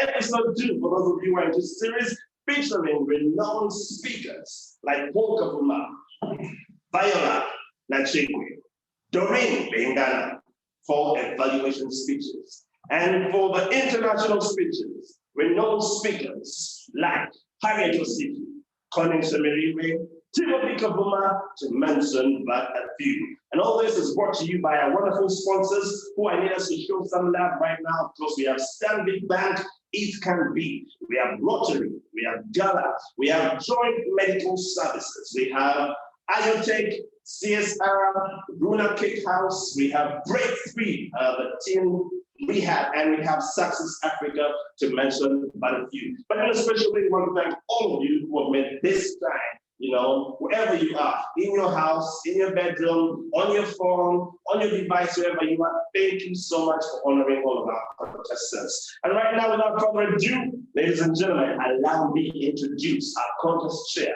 for episode 1, season 2, none other than Hope Kansile. Now, Hope is a director at Goldmark Consult, which gives various services, including editing, data collection, facilitating, rapporteuring, transcribing, to mention but a few. On the TM, she's the TM Agricultural Toastmasters since 2017, and has served as the secretary, then BPE, and area director. Interesting to note is that the last contest she was in, she was, I think, doing an evaluation contest, and look at her now, being the contest chair while getting ready to watch people who are going to be doing the same kind of speech that she delivered. So, ladies and gentlemen, boys and girls, everyone out there, I present to you our contest chair, who's going to be the pilot of this second half of this segment, none other than the amazing Hope Kansile. Over to you, Hope. Thank you, Ronnie.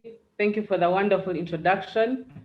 Toastmasters and guests, we are only halfway this delicious buffet of wonderful speeches, inspiration, keynote speeches, and all the wonderful things in this conference. Welcome to the Evaluation and International Speech Contest. Before I go further, I would love to invite the Chief Judge, Robert Mugaga, to give us confidence in his judges, ballot counters, timers. Over to you, Robert Mugaga. Thank you, Contest Chair. Hope. A good morning, Toastmasters and guests. I hope you're enjoying the contest as much as I am.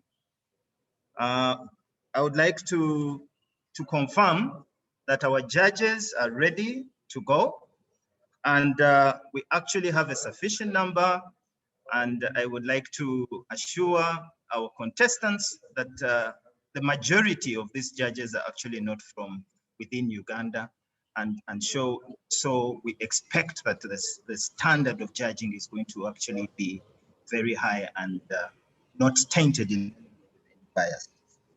Also to confirm, Hope, that the judges are in good standing. They have done their certification, and actually they've been properly briefed on all the criteria and what will be needed to be done through the process.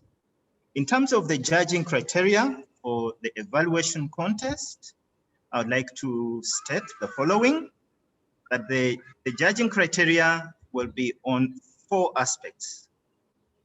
The primary aspect that the judges will be looking at is the analytical quality. And in that sense, we would like to see that a speech that is clear and focused. This judging criteria will take 40 marks. The second part of the judging criteria is the recommendations that the evaluators will be making. And this aspect is about judging the aspects of positivity that is embedded within that speech, the specificity, and how helpful their recommendations are. That aspect carries 30 marks. The third aspect is the technique that the evaluators will be using. We would like to see how far this speech is sympathetic, it is sensitive, and it is motivational. This aspect will be amounting to 15 marks. The last aspect of the judging criteria will be about the summation.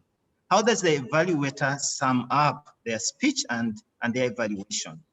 Is it, how concise is it? How encouraging is it? And how highlighting is it of the key aspects that were in that speech. A total of 100 points or 100 marks is possible at this level. I would like to wish all the contestants the best of luck, and to our judges and our ballot counters who are in the background. Thank you very much, Contest Chair. Back to you. Thank you, our Chief Judge, for the confidence in our judges and in the expectations that we have. We shall begin with the evaluation contest, and below are the rules. We shall have a 5 to 7 minute test speech. And as recommended in the rules, in the contest rule book, the speaker is not a member of any club or area as per any contestant. That means there will be fairness.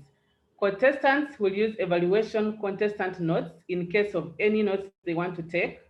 After the speech, our contestants will leave the room, and have 5 minutes to prepare. After the 5 minutes, the contestants will hand over any notes, and for those online, this is the time for one of the Toastmasters values, which is integrity. A minute of silence for the judges will of course be offered after every contestant, and our timer, Newbold, will let us know when this minute is done. Evaluation contests are 2 to 3 minutes. Please take note. Pin the timer with Newbold. I hope all contestants are able to see our timer online. Newbold, Olivia. The new timer is Agnes. Agnes. Thank you for the He's correction. taking the second round. Yes, please. Katshabe. Thank you. Please pin her video. Her background is white with the word timekeeper. 2 to 3 minutes, under 1 to 30 minutes will be an under time disqualification, and above 2 minutes 30 seconds will be overtime disqualification. I now take the opportunity to invite our test speaker, but before that, we have 3 contestants in this evaluation contest, and this will be their speaking order. The first will be Toastmaster Paul Kavuma. The second will be Toastmaster Viola Nachigwe, and the third will be Toastmaster Doreen Weingana. I now would love to introduce our test speaker, all the way from Kuwait, from Elite Debaters Toastmaster Club, DTM Ram Kumar. Thank you for participating in the Division F conference. I can see he is ready. DTM Ram was formerly a firefighter, a specialized trainer rescue operations. He's an all-round best award from Government of India. He has been a Toastmaster since August 2016. He is a current Vice President Education, Elite Debaters. He has taken almost all the leadership roles, from secretary to sergeant at arms to president. He's not only a dual member of 1 or 2 clubs, but various clubs. In addition, he has experience in conducting various contests, including club, area, name it. DTM Ram, are you there? Please unmute. Oh, great. DTM Ram Kumar, Uncle Ram. Uncle Ram, DTM Ram Kumar. Before I start, I would like to have audio testing, surgery terms. Can you check my audibility? Am I audible loud and clear? Thank you. If it is okay, just to show me a thumbs up before you start my timing.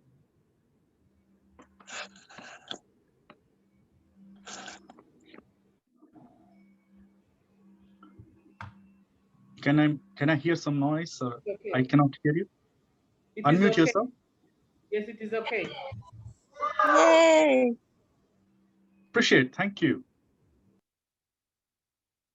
One of the biggest mistakes we make in assuming that other people think the way we think. Life already. We know, we experienced, we went through. Life is like a coin. Two sides of the same coin.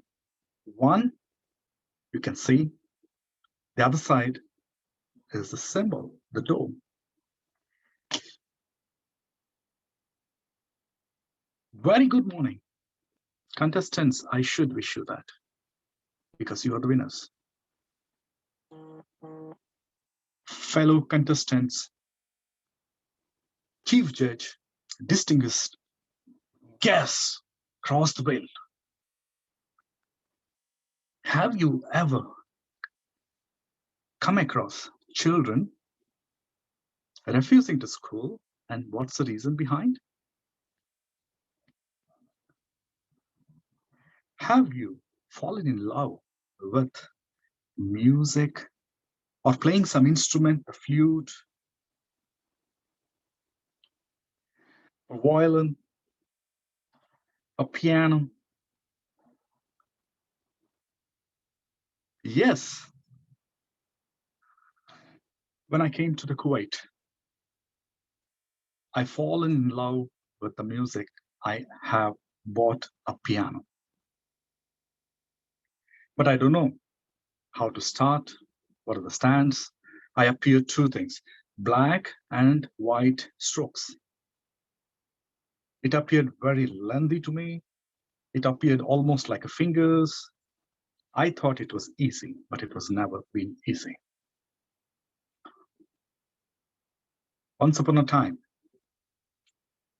1999, I landed in Kuwait with nothing but the dream to come true, a dream to survive, a dream to grow. Not about the Toastmasters, believe me, to earn, to make money, to stand up on my feet. In order to do that, I was very lonely. As lonely as we all sometimes fall into. When you don't have a job, when you don't have appropriate, a proportionate, reasonably satisfaction, whether with a work satisfaction, or a money satisfaction. Don't you agree? I came across a music teacher, Sham Vikramasinghe. I was to go to the piano classes because I have the instrument, I have no friends, I have nothing in my life, just a deep urge in me to learn music. Music moves anybody. Music moves the world. Life beyond death, I don't know what it is. Perhaps, maybe, might be, I have inspired by Michael Jackson.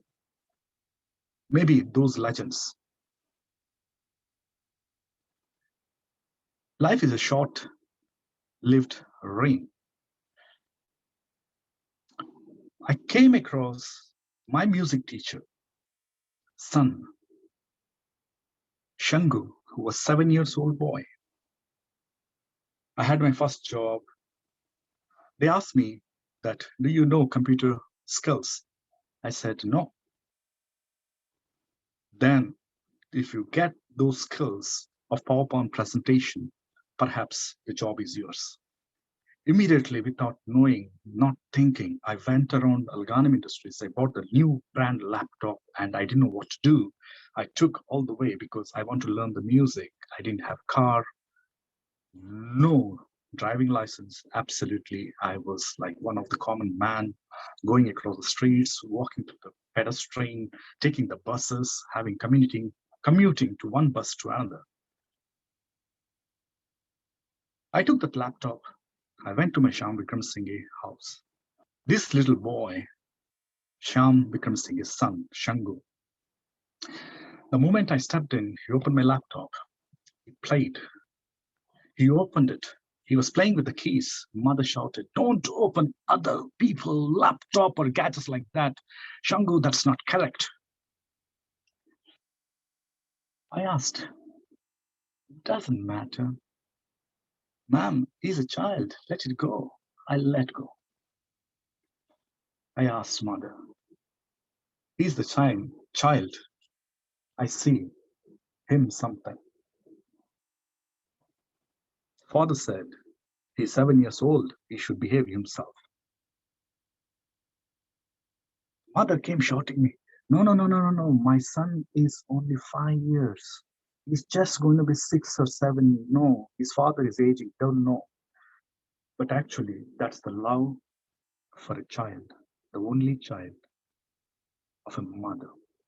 Mother never wants to disclose a child's age, especially when he is magical, when he becomes a lantern, when he becomes the light in the house, in the world, perhaps in this humanly existence. He had supernatural powers. He was to talk about the cockpit. Hey, fellow Toastmasters, I know you must be thinking some of the audience, cock, a beautiful cock. Yes, flexible cock. No, I'm joking. Not about the cock and shuttlecock, play with that. I'm talking about the cockpit.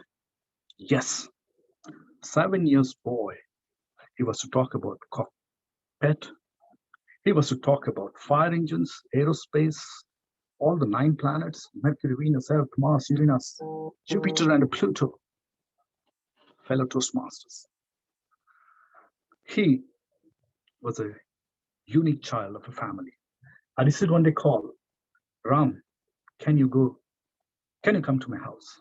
I went. Can you go to the hospital, my son? I said, why? It was his last desire to visit you. For what? I went to the mortuary. 7 cubicles were there. The body was squeezed inside. He said his was last wish to bury him, wash him, and bring him from the mortuary because he chose you to be his best. When I went there, Ram uncle, you idiot, take me out, take me out. I took him. I didn't know 7 boxes where he was. You stupid, take me out. That's why you did not go to school. That's why you don't have an education. That's why you don't have a proper car. If you want a car, remember one thing, work hard. Don't compare with others.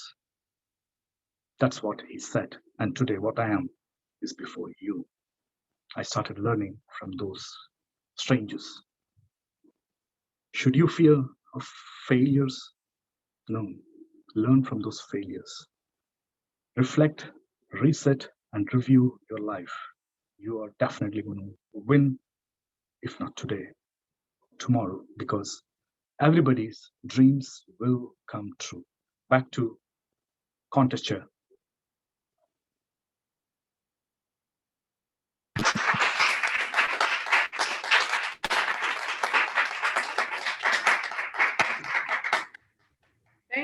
Thank you, DTM Kumar. Thank you so much for being part of the Division F conference. Thank you for making us realize the rule that for a test speaker, they should be from neutral grounds, not from any club. Thank you so much. I would want to request our timer, Agnes. We have 5 minutes for our evaluators to prepare. As Sergeant at Arms, please let me know if the evaluators are in this room or already out, so that we time the 5 minutes for their preparation. Sergeant at Arms.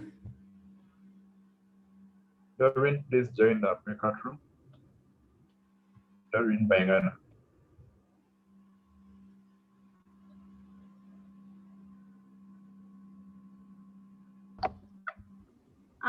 I need to be invited to the breakout room, please. I don't see any invitation to the breakout room.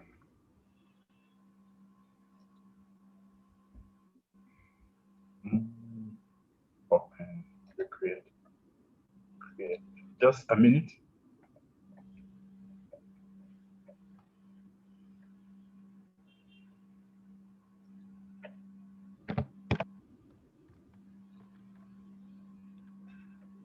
SAA, you will inform us when this is sorted. Thank you.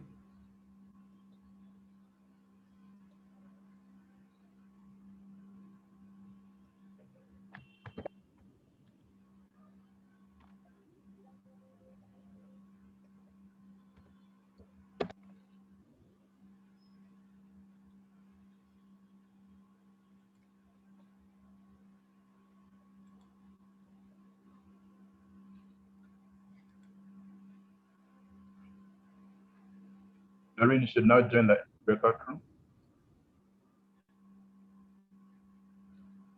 Pardon? A message to Doreen to join the breakout room. Yes, she has joined the breakout room. Paul Kapma says he's still in the room too. Paul can stay. Oh. He's the only one in the room. Yes. Paul is the first speaker or evaluator, so he can stay.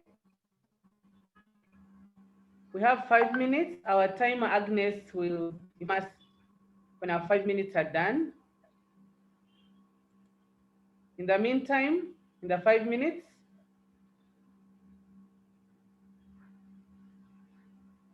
I would love to invite 1 or 2 guests who would love to say something in regard to what they are enjoying, what they are learning regarding this conference. Anyone who have to take this chance?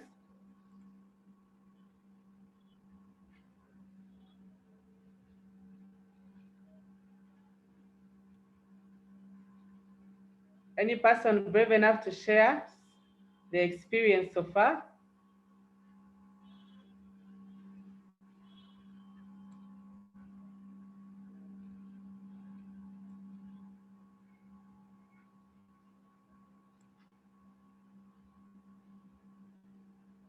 I'll just have to pick someone then.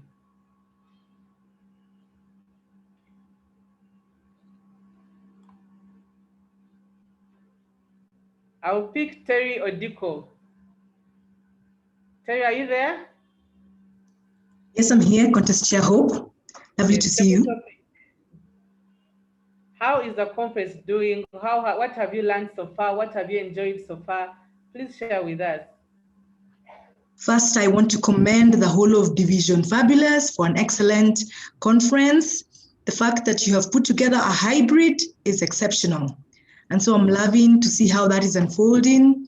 I love the energy and the vibe, the quality of the contestants in the first segment was also awesome to see. I have been extremely inspired by keynote speaker Eric Murithi. Fantastic keynote there. Back to you, Hope. Thank you, Terry, for taking that up. Thank you for sharing your thoughts and your experience so far. Any other person who would like to share something about the conference?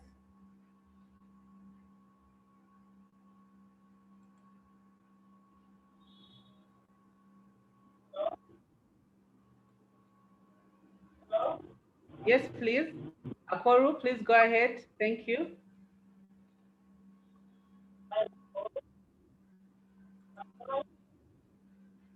Your volume is low.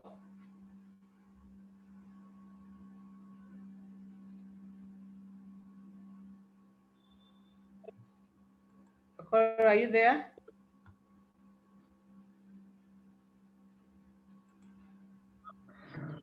Contest Chair, you can ask me any questions if you want to.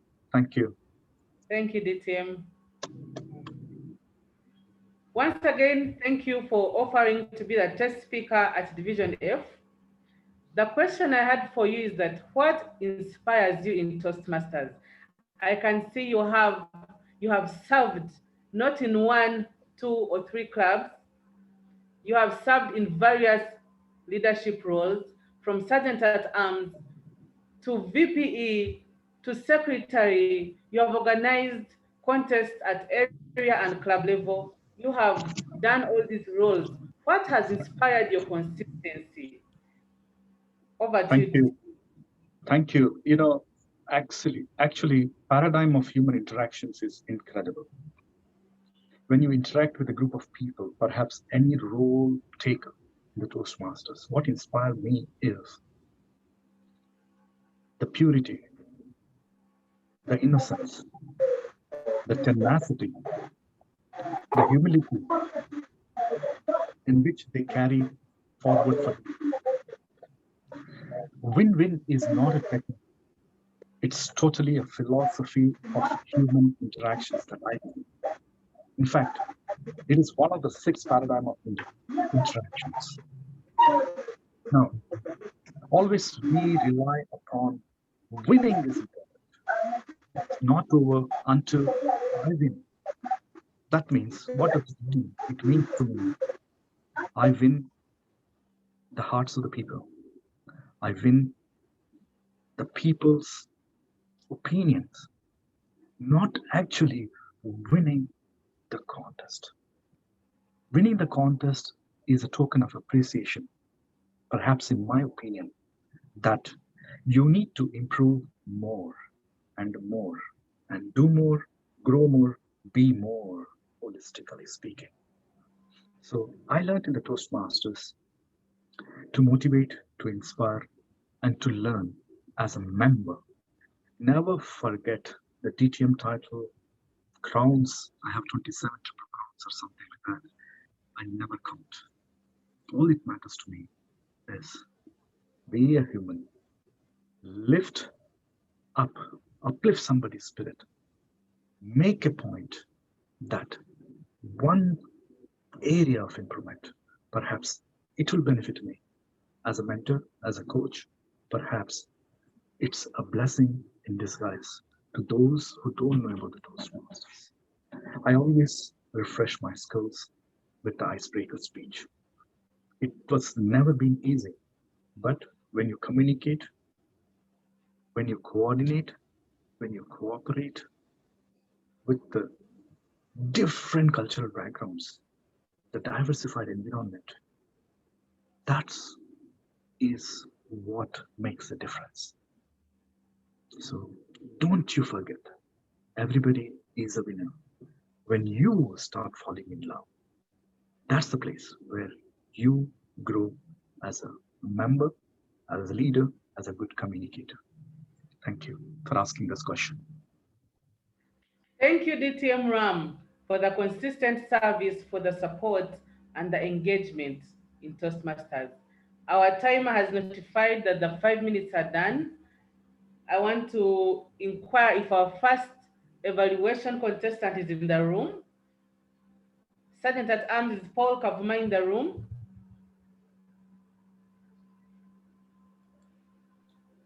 Yes, I can confirm Paul is in the room. Thank you, SAA. Paul Kavuma, the former president, Muyenga Toastmasters, is currently supporting membership in Division F. He has been formally nicknamed the Perpetual Contest Winner because of winning in various contests, including last year's District 114 International and Table Topics. He won both contests as the first winner or in the first place. He loves reading business books. He loves art printing, loves jazz music, which he displayed in his speech last year, in his winning speech. His long-term goals inspire him. I now want to invite Paul Kavuma. Paul Kavuma. Paul Kavuma. Thank you, contest chair. DTM Ram Kumar, Uncle Ram. That was a wonderful speech. You started with a powerful introduction. One big mistake that we often make is assuming that other people think the way we think.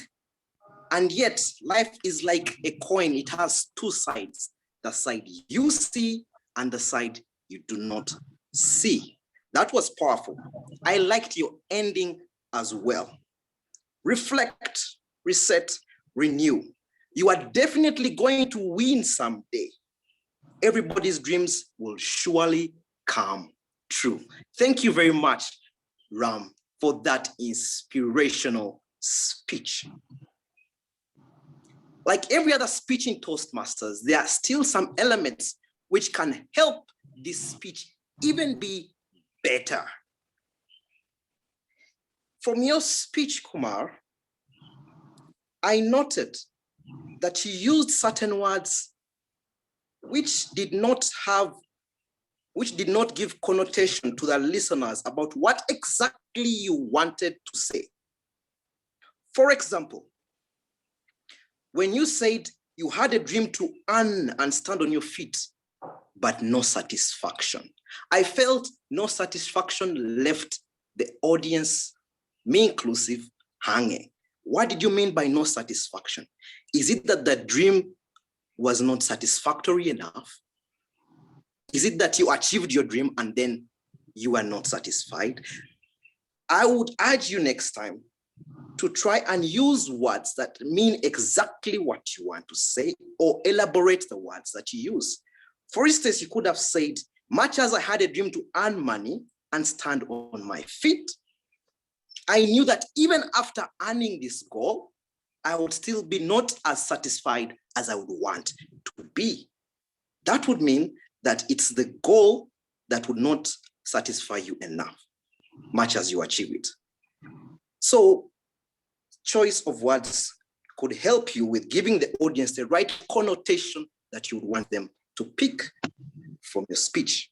Secondly, I felt as you spoke, the speech was not as well organized as it could have been. For example, in 1999 in Kuwait, you started out with nothing. Then somewhere along the story of your speech, you met Sam Shangu. He passed away. Now, I was not sure at what point did he pass away. If you stated 1999, then it is equally important to state which year did he pass away? How long did you spend in Kuwait? Which month, probably? How long had you known him at the point when he passed away? I felt these are question marks that kept lingering in my head. Awesome speech, nonetheless. I was so inspired, Kumar. Back to you, contest chair.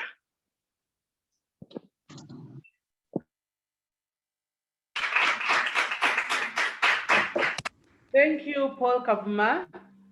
We shall have 1 minute of silence for the judges to do their work. Timer, please let us know when this minute is done.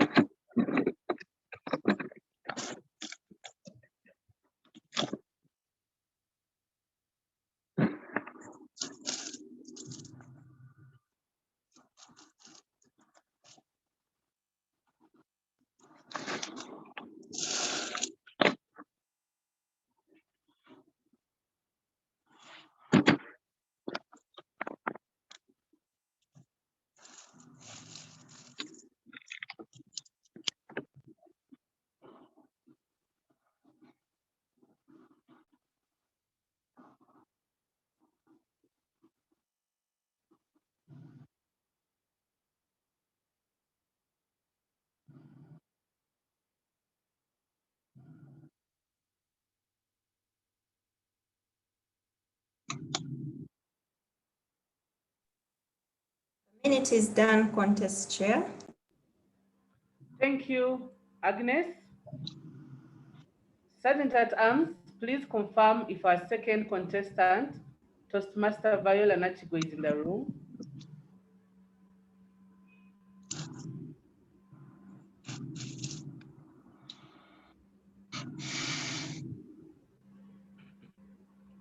Yes, Madam Hope.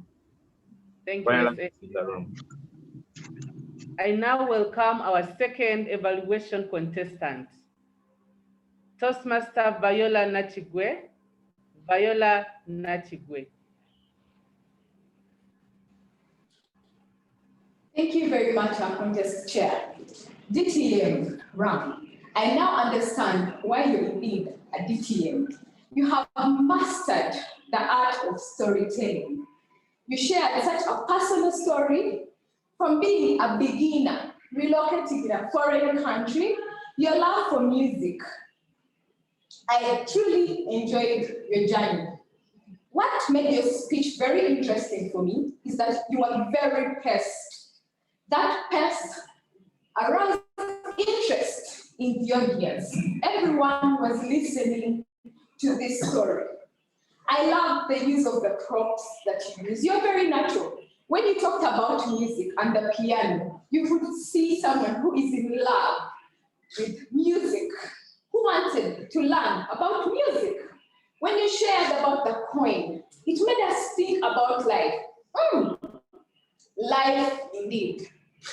DTM Ram, I enjoyed when you imitated the dialogue between the uncle, the father, and the mother about music and how the conflict was resolved. DTM Ram, how can we make this interesting, impeccable speech that you presented today from being good to better? Here are 2 suggestions that I have for you. 1, DTM Ram, I think in the future you might want to work on the better flow of your speech. You started off your speech very well. The mistake we make in life is thinking that we think like other people.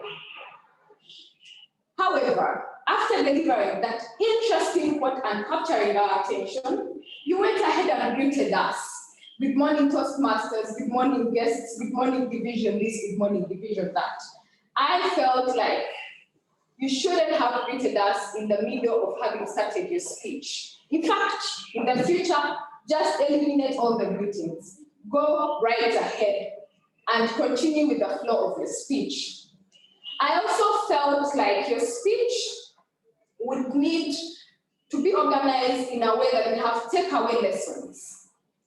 Yes, there were lessons in the speech that you wanted us to learn about your journey, about how you relocated, about how you moved into your music and everything, but the lessons got lost in the interpretation of the speech. DTM Ram, I feel like when you're presenting the speech, you are too close to the screen, and that limited your body movement and your gestures. At one point, we would only see one hand and then other fingers. In the future, I recommend that you stand a bit away from the screen so that we can see your body and how you enjoy the movement of your speech. I believe with a bit of practice and putting all my recommendations in place, you even deliver an excellent speech. Over to you, Contest Chair. Thank you, Viola. 1 minute of silence for the judges. Timer, please let us know when that minute is done.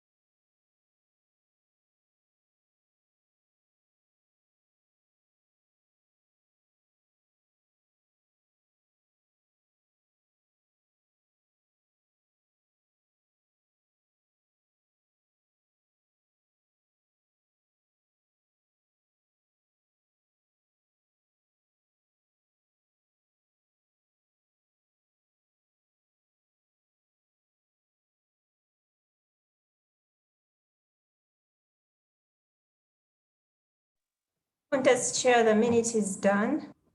Thank you, Agnes. We shall now have our final contestant in the evaluation speech contest. Doreen Wengana, are you in the room?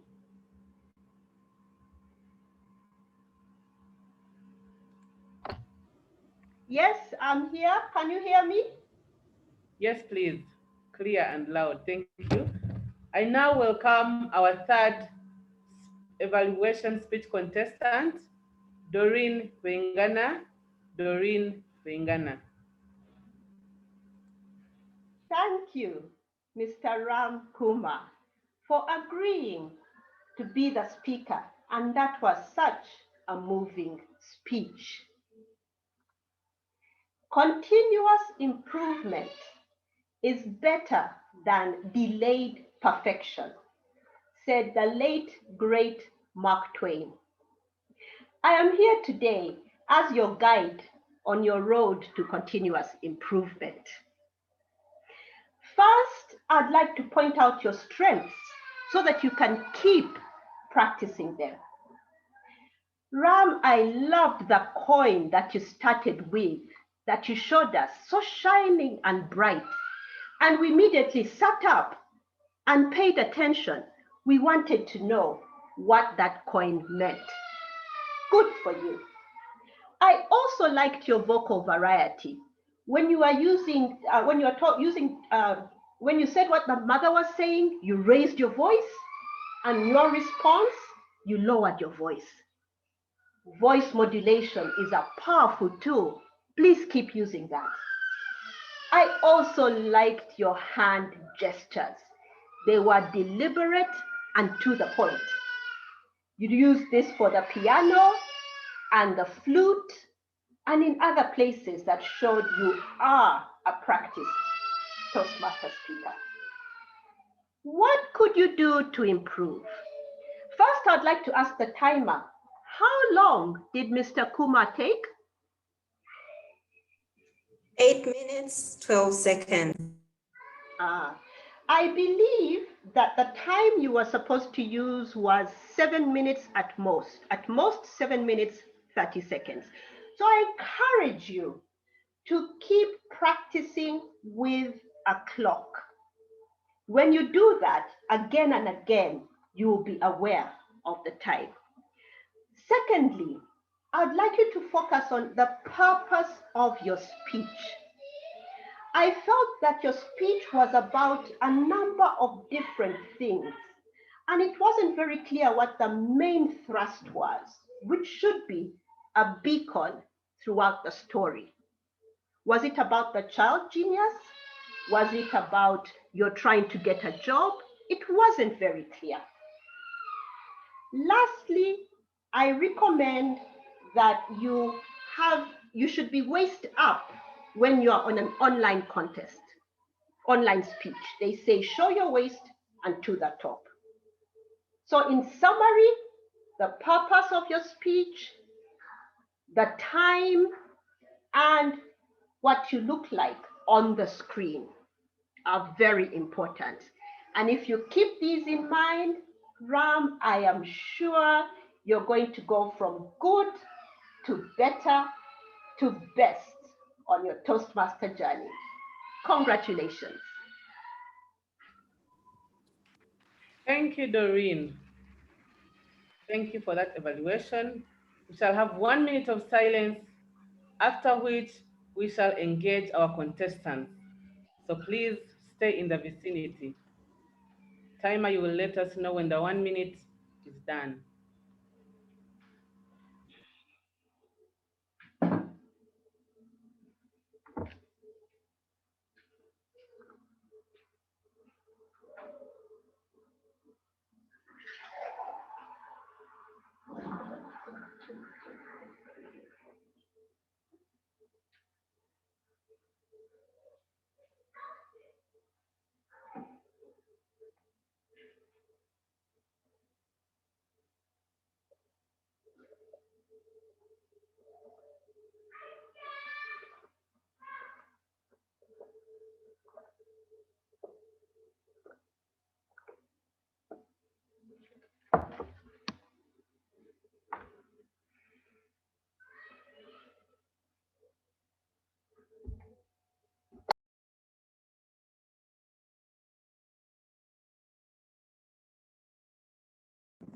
The 1 minute is done, contest chair.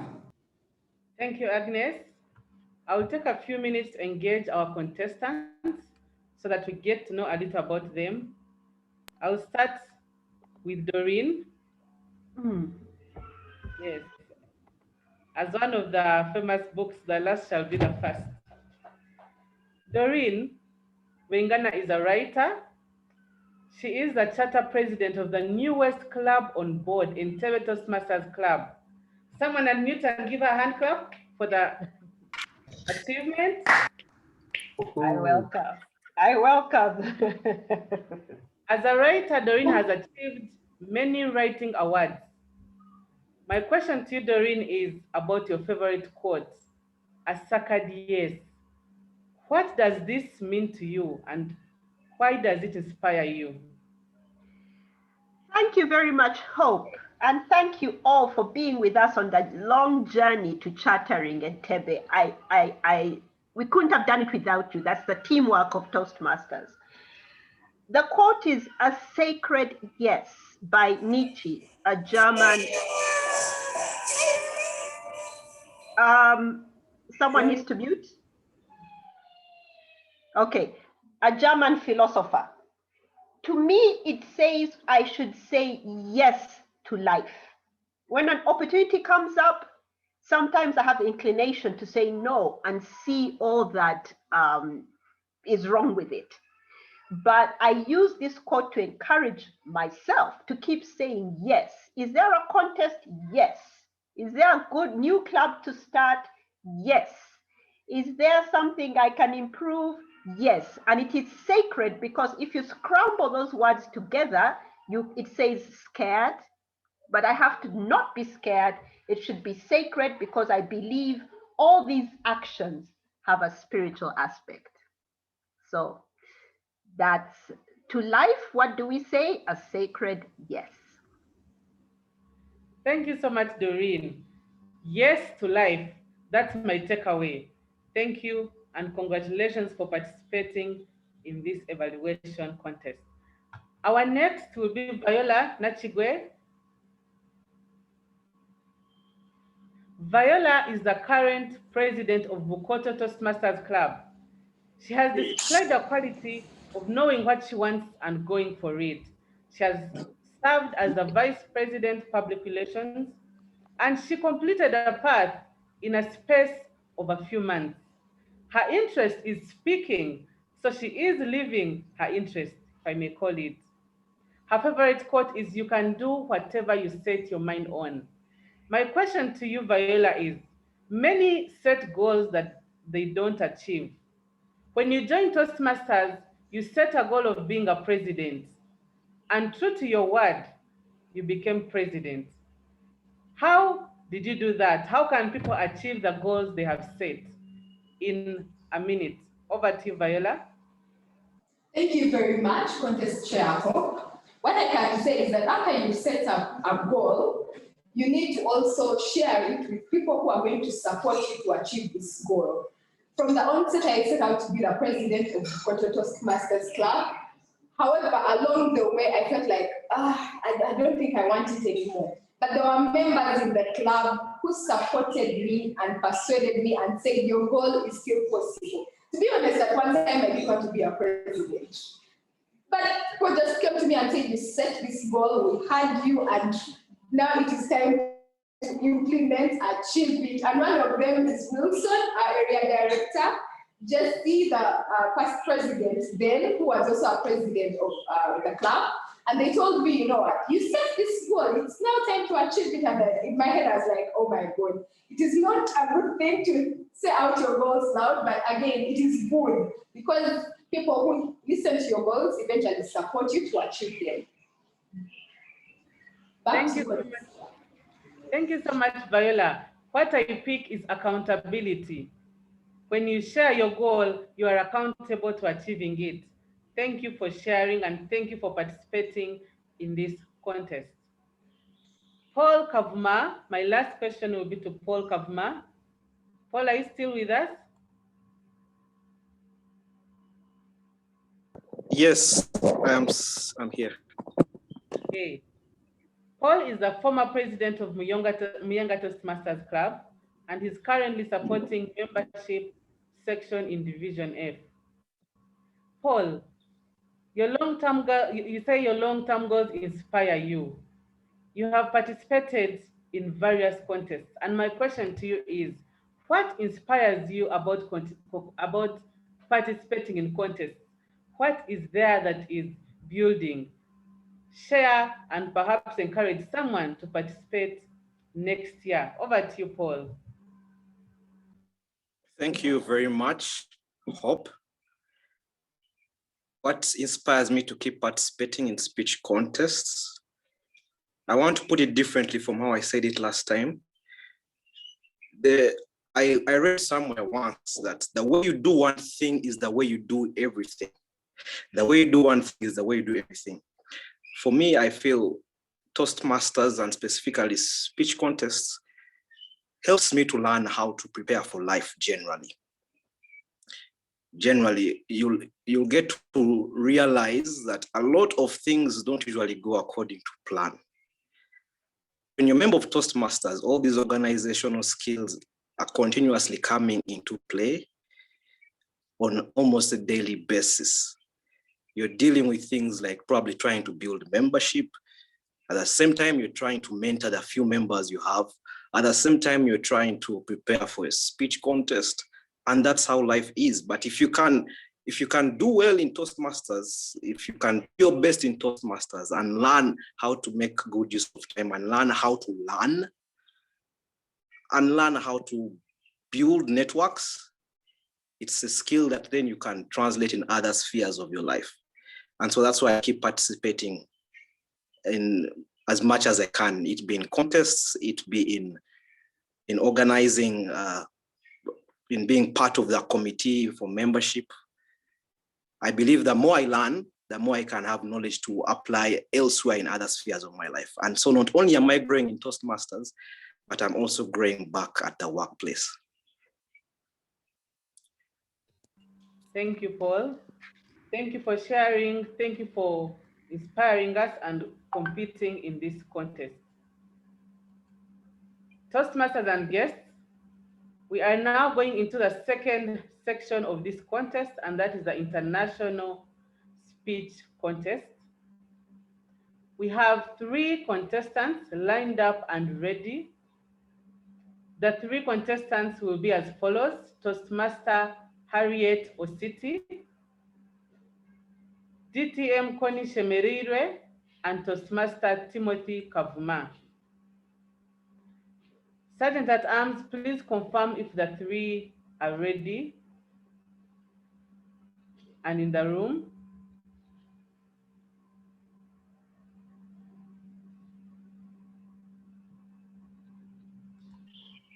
Harriet is ready. Okay. Thank you, Sergeant at Arms. I will now take the opportunity to invite our first international speech contestant this afternoon, Harriet Ositi. Let it go. Let it go, Harriet Ositi.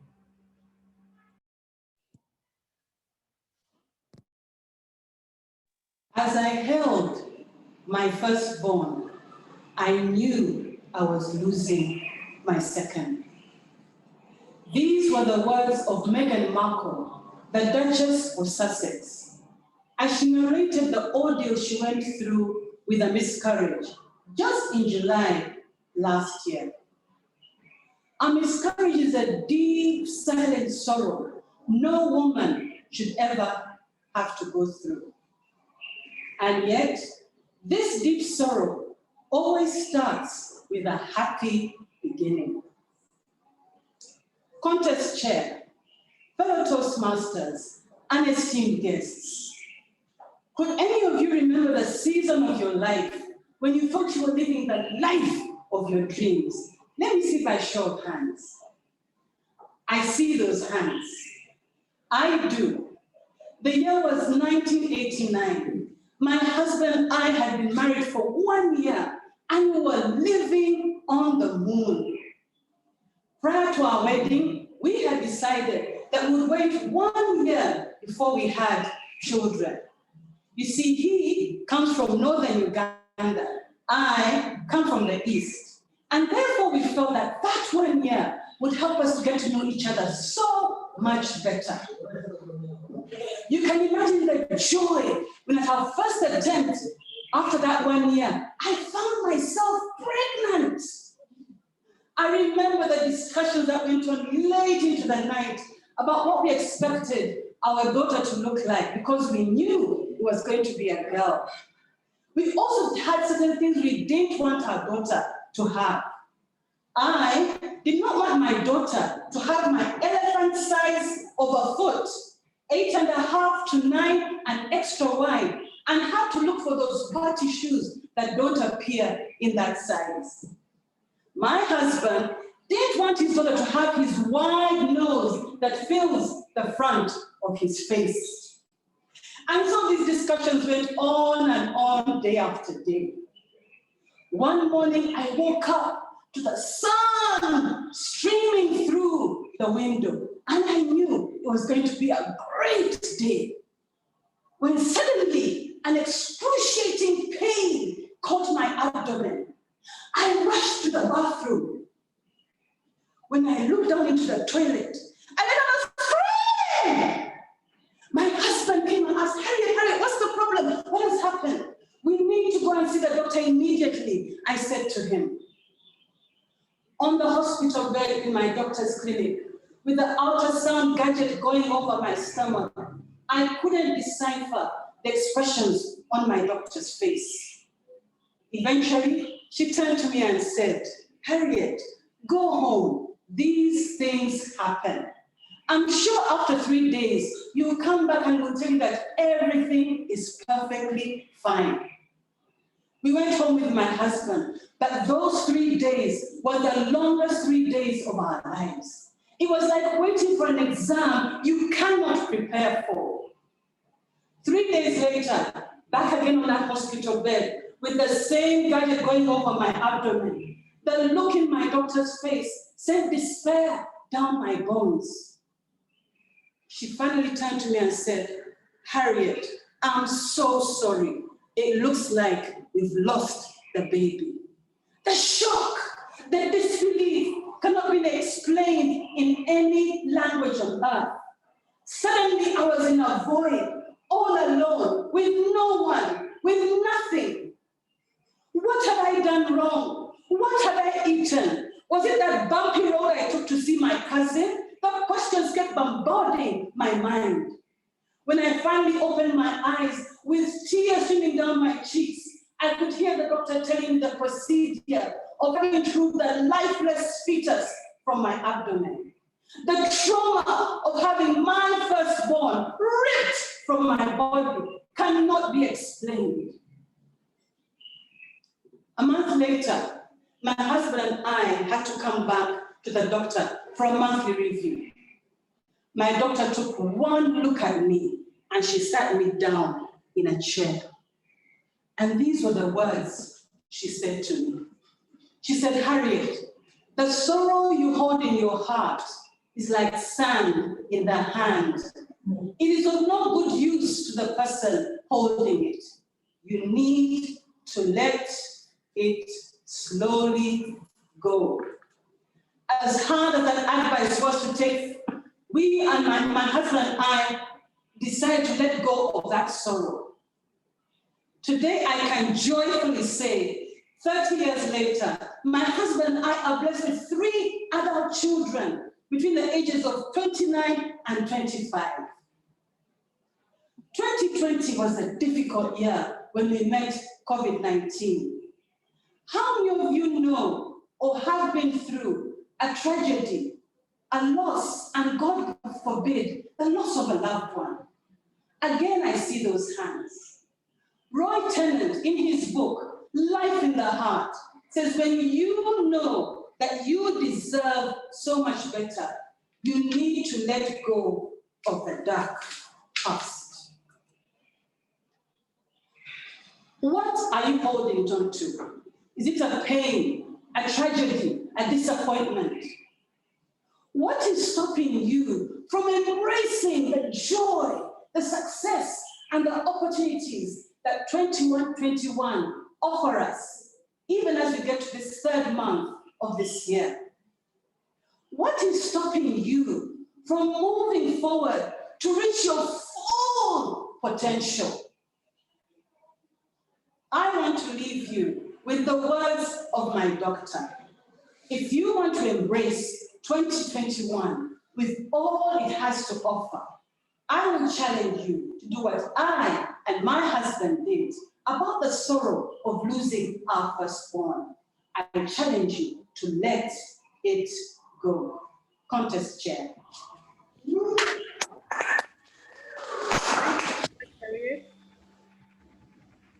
Thank you, Sergeant at Arms. We shall have a minute of silence for the judges to do their work. Timekeeper will let us know when this is done.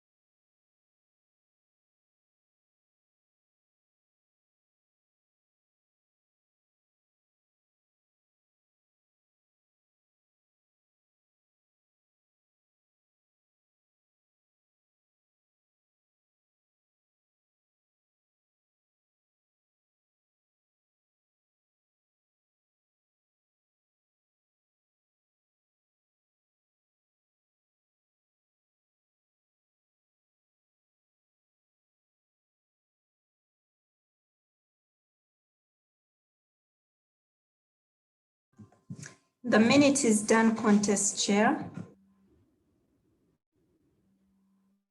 Thank you, Agnes.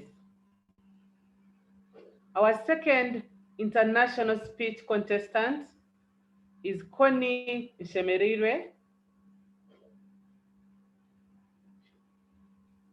I can confirm that she's online and ready. Connie Shemerire, unspoken rules. Unspoken rules, Connie Shemerire. Do you remember when we were young that there were different rules for boys and for girls? I can clearly remember my mother and my many aunts constantly reminding me to sit properly. Keep your voice lower, Connie. Smile a bit. Why do you always have to be looking so stern? Whereas my brother, only 11 months younger, could run around doing whatever he pleased.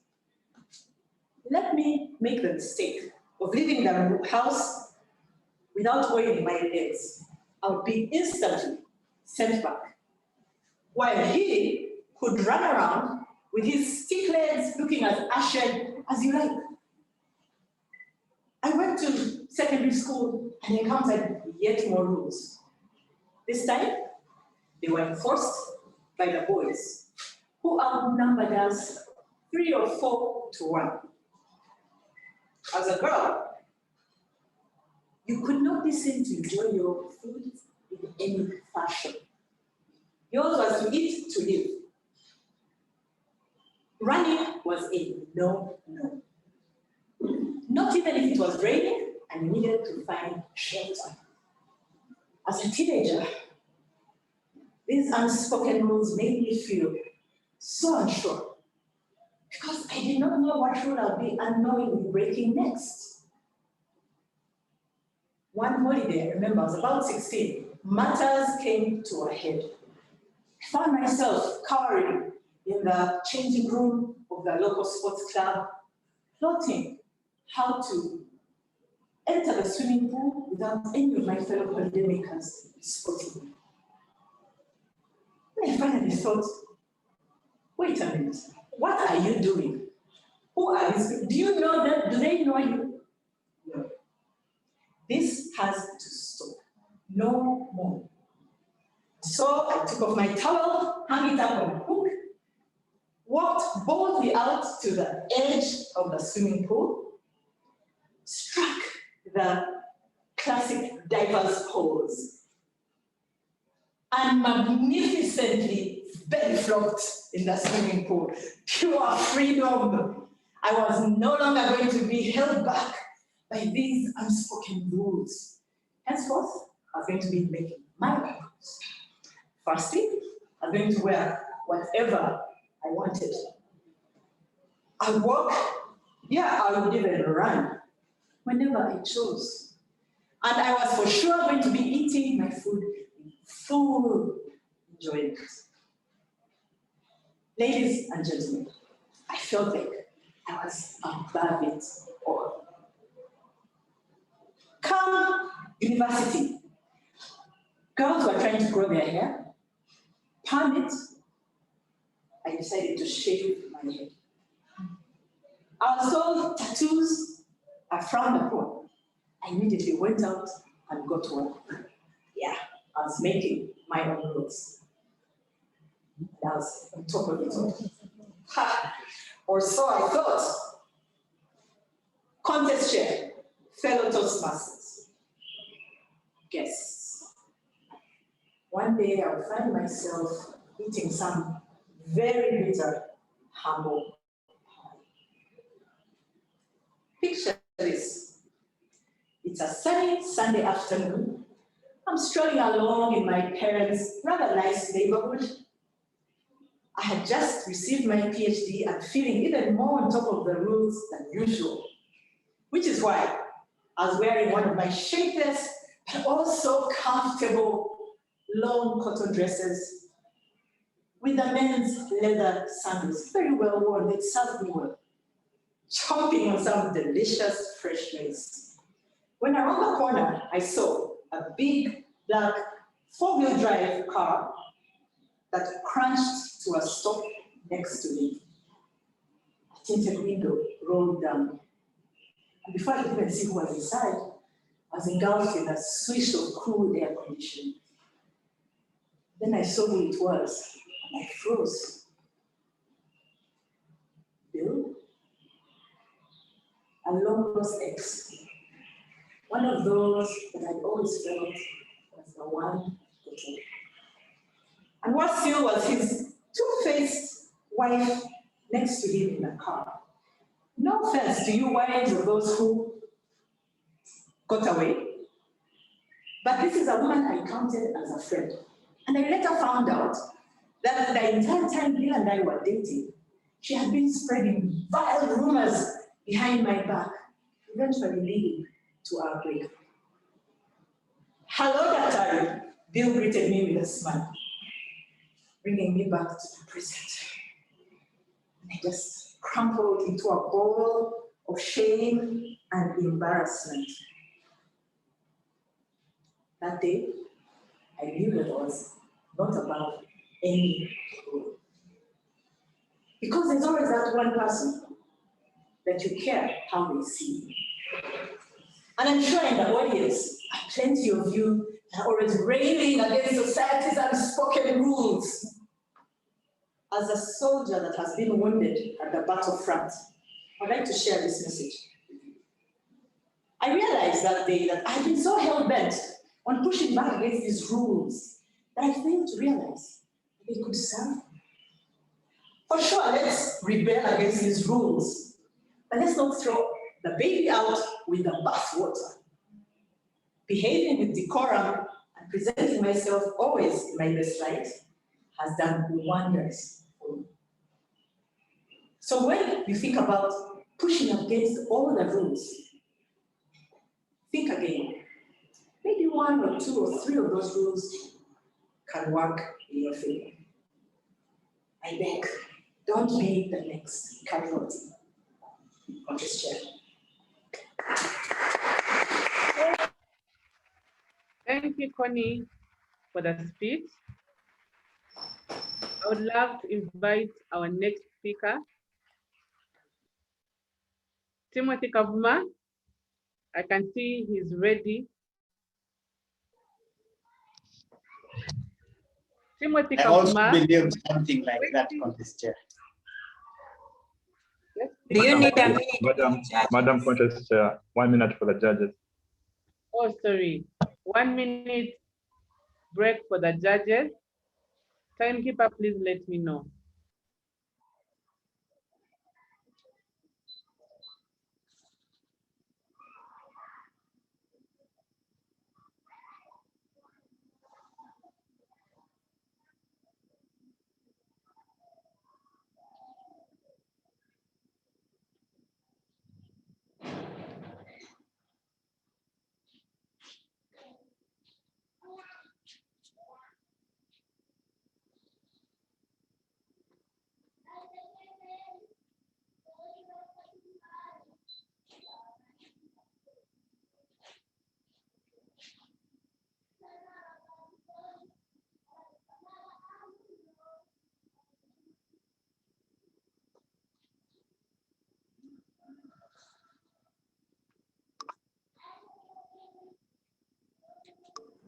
The minute is done, contest chair.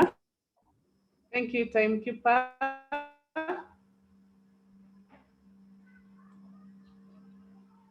Our next speech contestant for the international speech contest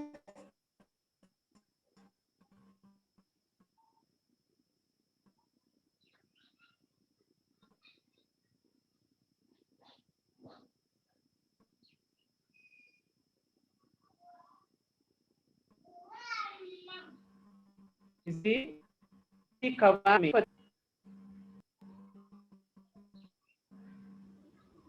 Timothy? I have a dream that one of these days, this nation will rise to the true meaning of its creed. I have a dream that one day my 4 little children will not be judged by the color of their skin, but by the content of their character. I have a dream today.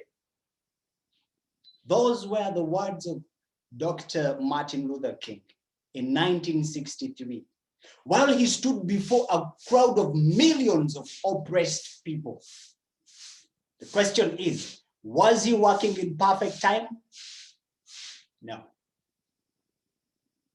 Many people who had a similar dream, like Martin Luther King's dream, lost their lives, which exposed him to a great risk of losing his life.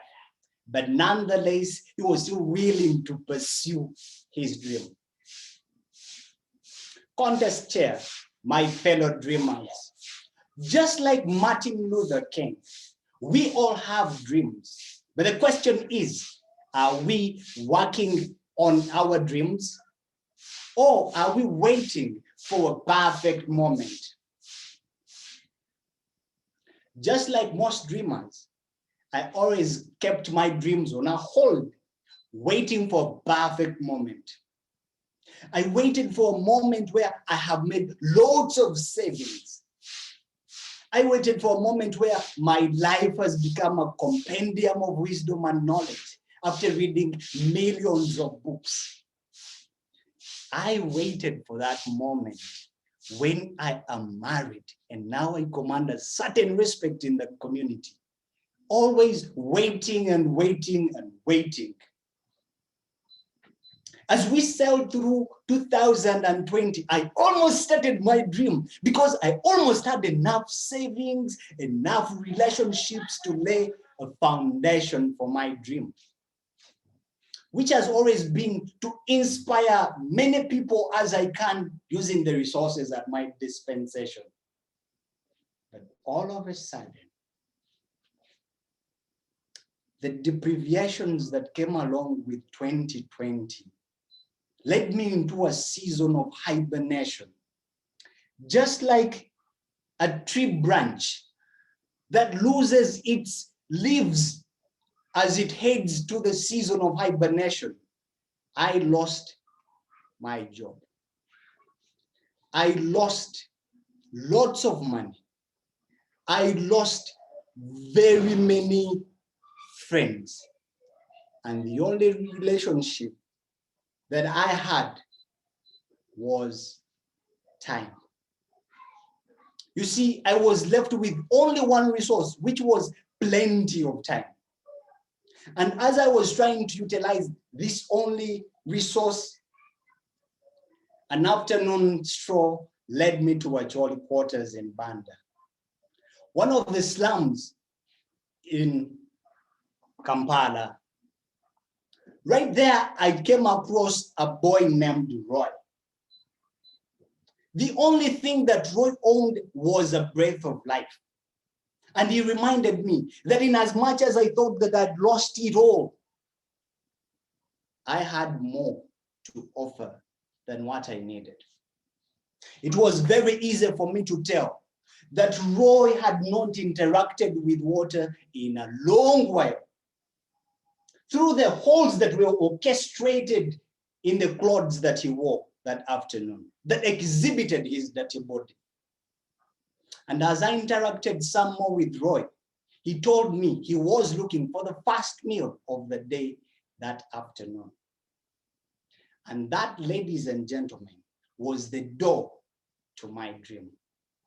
I was compelled to start up a mentorship program in Acholi quarters, where children like Roy can receive quality mentorship and tap into the resources that I have that include knowledge. Where we get to spend time with them, call on other volunteers to donate clothes, spend more time with these children. And as I speak, more than 50 children benefit from this project. I did not start this project because it was a perfect time. No. I started it because there was someone who was in need of my project. As Roy, there is someone who is waiting for your dream to come alive. There are people who are waiting to jump into your dream with their resources, their time, their finances, and they are waiting for you to start. You see, dreams do not need the right amount of resources. They do not wait for the perfect moment. All your dream needs is for you to just start. Even in the tough times, that is where your dream is needed the most. I know very many leaders on this call today who had started on a project that was changing lives, a project that was leaving a legacy for your name. But when the tough times came, you also ran for your life. You see, in the tough times, Martin Luther King did not forget his dream. When times became tough, I continued pursuing his dream, and very many people then followed him. In the tough times, that's where your dream is needed the most. Dr. Miles Monroe, one of the greatest coaches and authors about leadership, always said that the graveyard is the richest place under the surface of the earth. Because there you will find ideas that were not harnessed. You will find songs that were not sung. You will find books that were never published. And he adds, do not let your dream be one of them. Toastmasters and guests, do not let your dream be one of them. Back to you, contest chair. Thank you, Timothy. We shall have a minute for the judges. Our timer will let us know when this is done. Thereafter, we shall engage our contestants.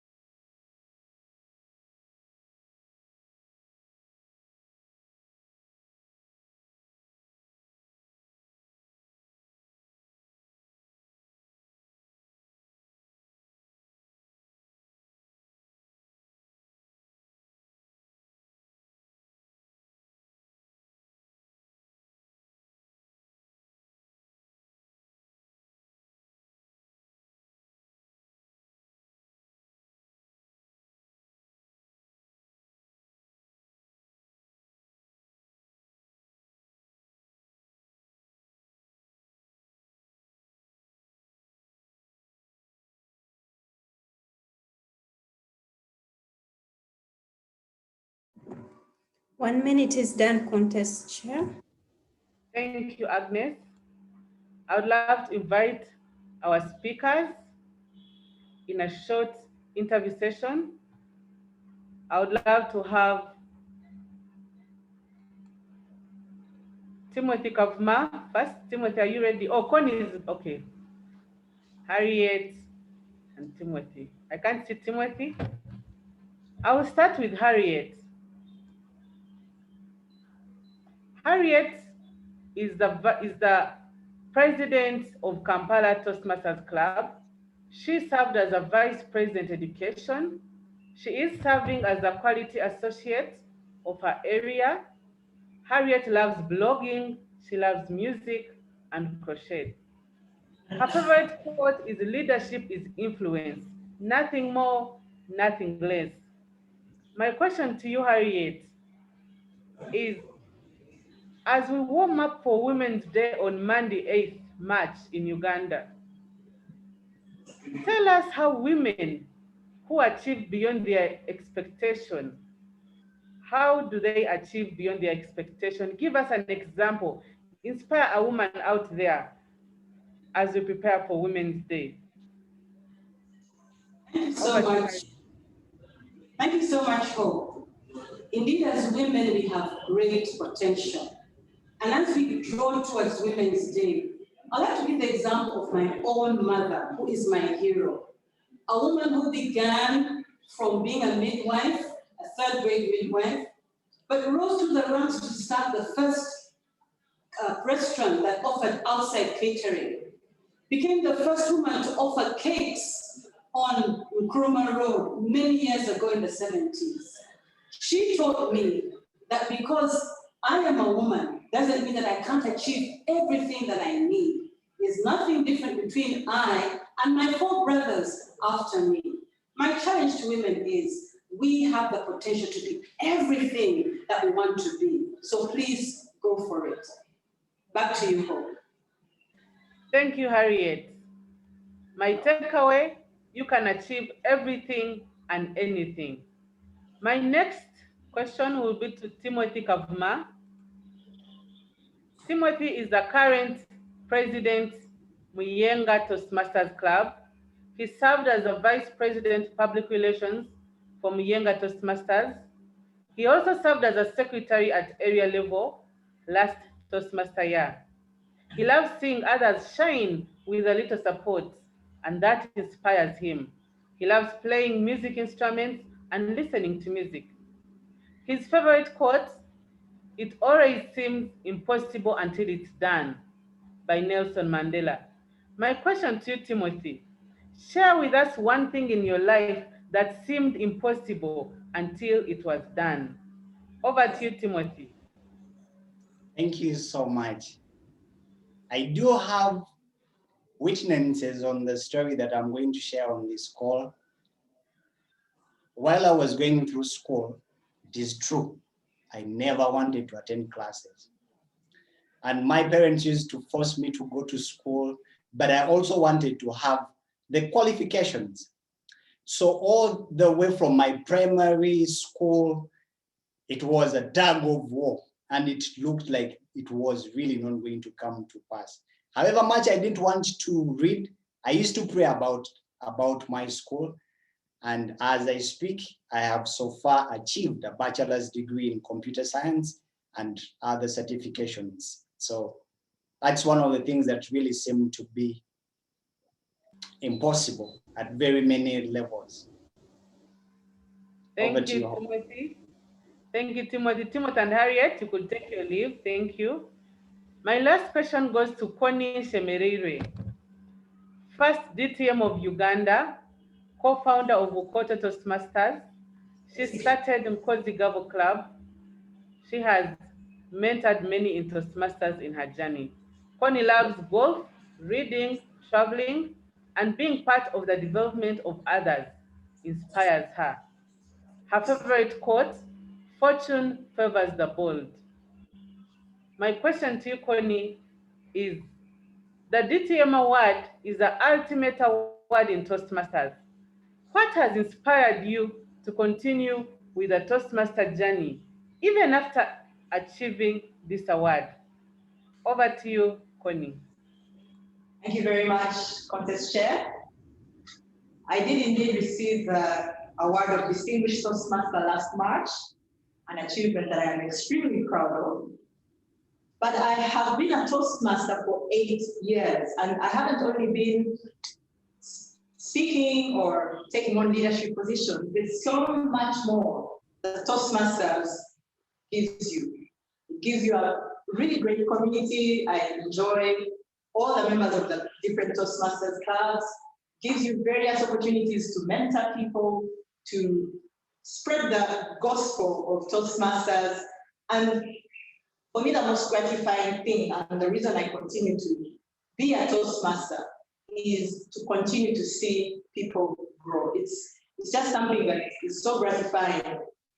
I would almost say I'm addicted to it. So I think I'm going to be a Toastmaster for a very long time. Thank you, Connie, for inspiring us. As a new member, I used to think when I achieve the DTM, that will be the end. But I know the journey continues. You can take your leave, Connie. Thank you, our contestants. As we come to a close of our evaluation and international contest sessions this afternoon, please stay tuned. Our delicious buffet is still on, and you can't afford to miss the results, which will be announced a little later. I would like to appreciate the team that has worked with me in this session, and that is our excellent speakers. Without you, there will be no contest. The chief judge and his excellent team of role takers, and of course our quintessential MC, to whom I now hand over. Over to you, Ronnie Havasa, the Master of Ceremonies.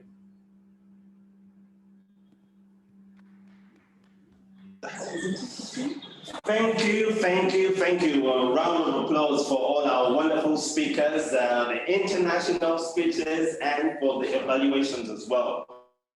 Brilliant job that you guys have done. And for those of you just sitting at home watching, maybe it's your first time to watch Toastmasters, public speaking is actually rated the #1 fear in the world. It's called glossophobia. And any Google search you do will rank it at least amongst the top 10. In fact, sometimes public speaking is rated lower than the fear of death, meaning some people would rather die than speak. And of course, like some people have said, they'd rather die.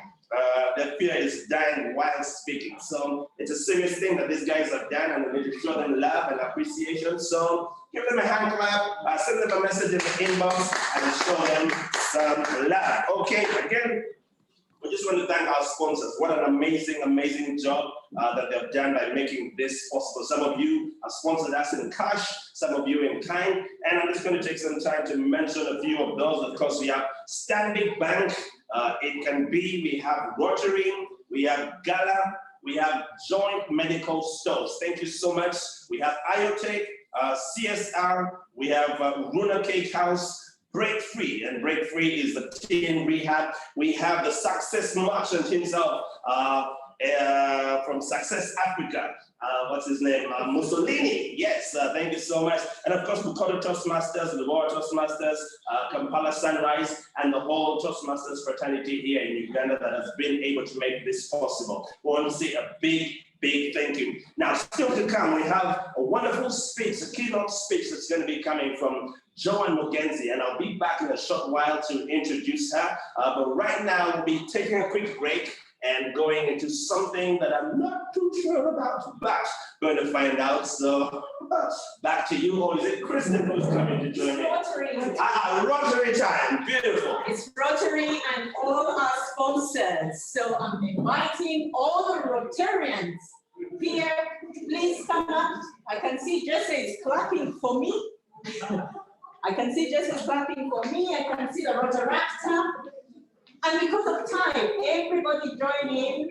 Stanbic, you can stand behind us. I was born to Rotarian Charles, the late Chiwanuka, and his aunt, Aunt Chiwanuka. So I'm a Rotarian on birth. But then when I grew up, I became a Toastmaster. So all the Rotarians, Rotarian, who's the president? Okay. And the Rotaractor? Sure. Viva Rotary, isn't it? Yeah. Viva Rotary, Viva Rotary, Toastmasters is mine, Stanbic is yours, Viva Rotary. Oh, Viva Rotary, join us, Viva Rotary, Toastmasters is mine, Stanbic is yours, Viva Rotary. We want to thank Rotary because they've been our strongest alliance right from the birth of Toastmasters. In 1924, Ralph Smedley, a Rotarian, decided that it was time to go to YMCA and give skills like you've heard Toastmaster Timothy talk about. And he started Toastmasters with YMCA. I've already mentioned at the start of this conference that we have gone back to that in Uganda. We are starting the collaboration and alliance with YMCA in Uganda. We've already been gifted by the DG, Madame Rose Nabumba, with the first Rotaract Toastmaster alumni. That is Toastmaster Ahindisibwe, who has been mentored and nurtured by Bukoto Toastmasters Club. We have a Rotaractor here. I don't know. This president should sponsor him. So that these Toastmaster skills look good on Rotarians and Rotaractors, like Ross Megan convinced. Harris, Paul Harris. Yes, I still remember my Rotary history.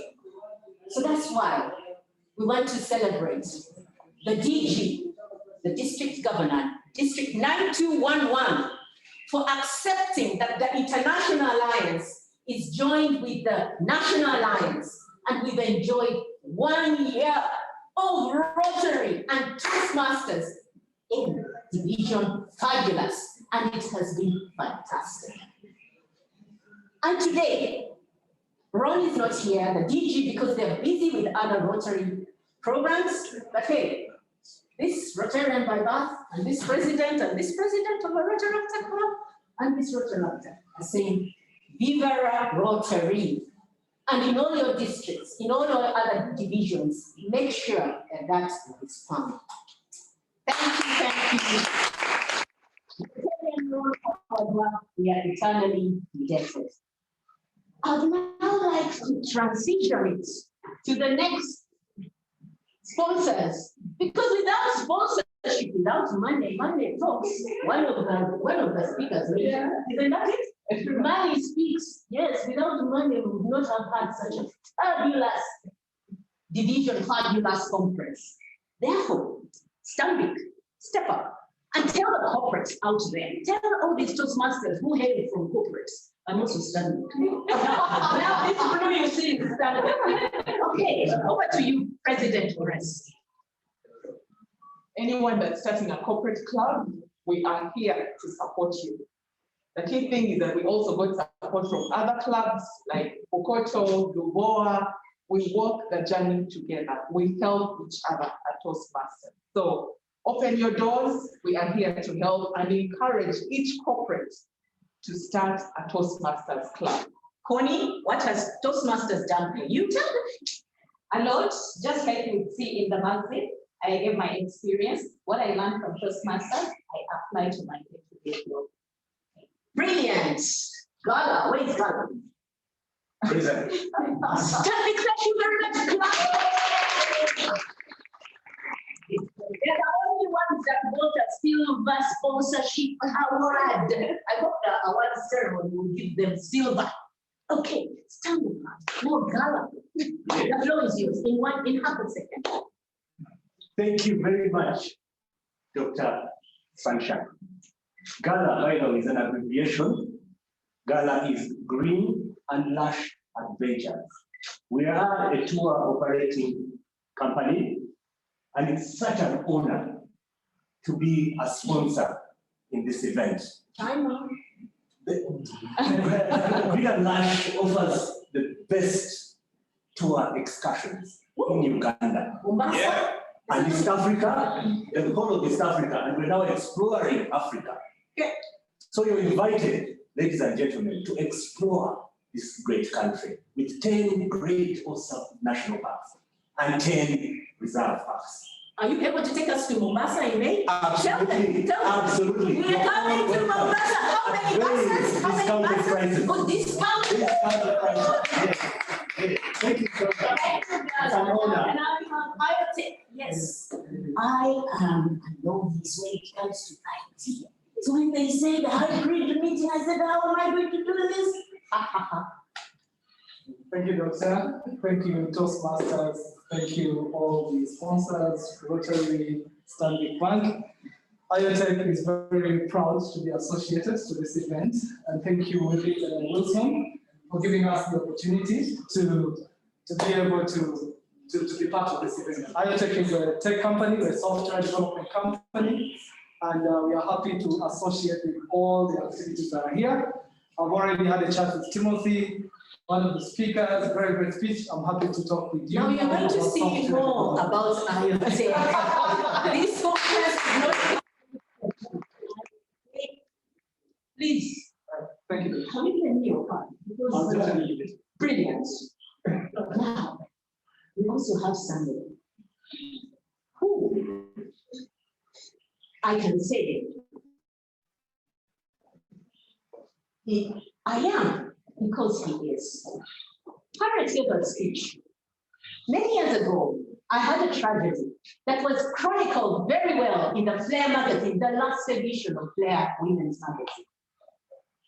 And then came along a young man who looked at my face like Harriet's doctor looked at her face, and then he told me, Christine, can you let it go?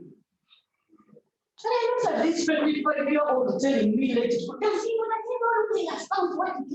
He was not even married. But I am who I am. So I honor you. Success Africa is here. Success Africa. Thank you, Dr. Christine. Though Dr. Christine, has underrated me, I was not 25, I was 26 years old. So I was way older. That's the difference. Dr. Christine, you had her story and she's been transformed and transformation, but also Dr. Christine holds the record for being my first client, September 2003. And just as I give you a few remarks as we come to the conclusion, it would also be great to hear a bit about my story. I was born in a very humble background. In Uganda, for some of you are not Uganda, someone says very humble. That's a political word for saying very poor. I grew up with very low confidence and self-esteem. My dad had 2 years of schooling. Most of our lives we lived in one room. Between the room was a curtain where the curtain, behind the curtain is where the VIP sleep, that young man. I know what it means to live on 1 million. The mattress meant a sack of grass. I've been a victim of jiggers, a victim of bedbugs, a victim of very low self-esteem. But as I think about today's event, one of the pearls of wisdom that my dad passed on to me was this: wherever you go, speak up. And as such, I have always spoken up. And when you're in a platform like this, always speak up. And by carrying that mantra forward, even when I was at the university, someone saw the gift in me by me speaking up. And they recommended me to go and represent Uganda at the Commonwealth Forum. If I had not, I wouldn't even have met Prince Charles at the age of 20, then 1997. And Dr. Christine told me that the earlier speaker was talking about excellence. And when I think about excellence, for you as communicators, as leaders, it reminds me of the story of my dad. Again, I was in P6 then, and I scored 86%. Then we used to do it in percentages. I was number 1. So he bought for me Chindazi. Chindazi is like half a cake. So he said, son, well done. And he said, as I said, marching on you to celebrate, he said, but now, next time ask yourself, where did the 14% go? In that moment, I knew that it's not enough to be number 1. The question is, have you rose beyond number 1 and aim for 100%? And I also remembered that when I was 29, I had done 4 books and produced 2 DVD programs. And I was feeling great about myself. And I want to conclude with 2 levels of excellence. At that moment, I felt that I had done my best as a 29-year-old, 4 books, 2 DVDs. And someone came to me and said, Ethan, I've read all your books. Anything new? And at that moment, I was like, oh, So you mean the best is not enough. And I went ahead and scored, and as we speak, I've produced over 40 DVD programs because of that challenge. And then lastly, about 2 years ago, the gentleman came and said you know what? Doing your best is not enough. It's about, have you done whatever it takes? Ladies and gentlemen, we always celebrate and revel in the idea of I did my best. But you know what? The market doesn't care about your best. The market cares. Have you transformed and transferred and transcended what is considered the best? My best was, as a 29-year-old, was 4 books. I knew that what it takes is to go beyond the best and be the best of the best. And so as you go forth in your workplaces, wherever you are, always ask yourself and remind yourself that best is not enough. You have to go beyond your best. You have to go beyond being number one and go and serve the market, serve from your heart, not just the head, but from your heart. Transform lives, transform your workplaces. Don't just do your best.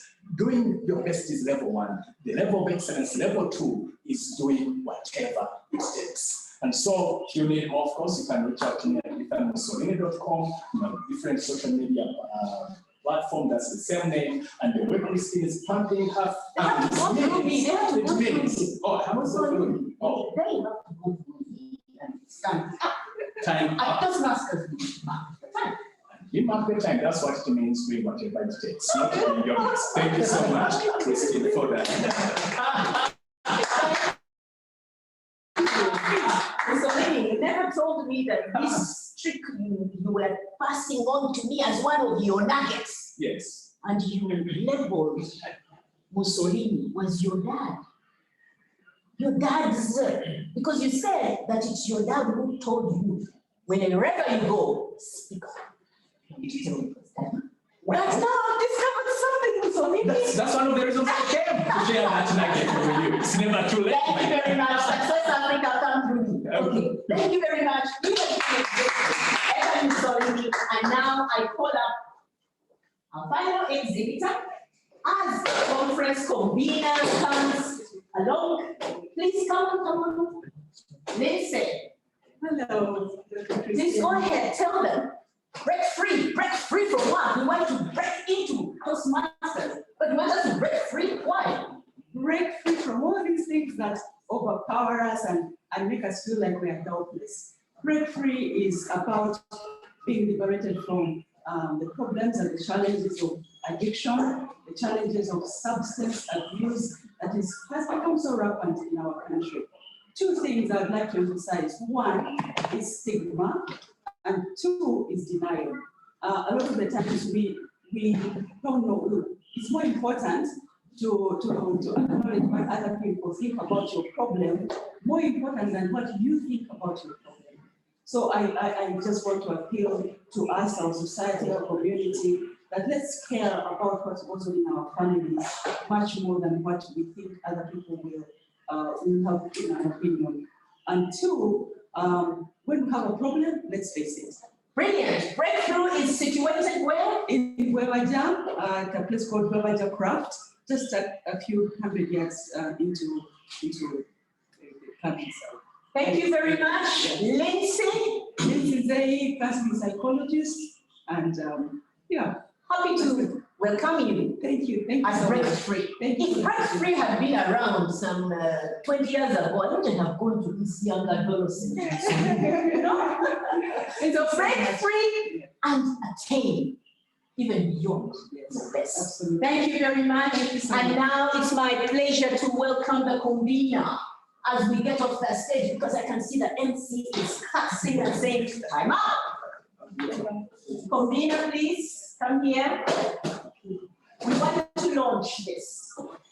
Jesse, I confirm. Sure. What are we waiting for? The DTM is easy. He has made sure that he has put up a world-class conference. Can I get those?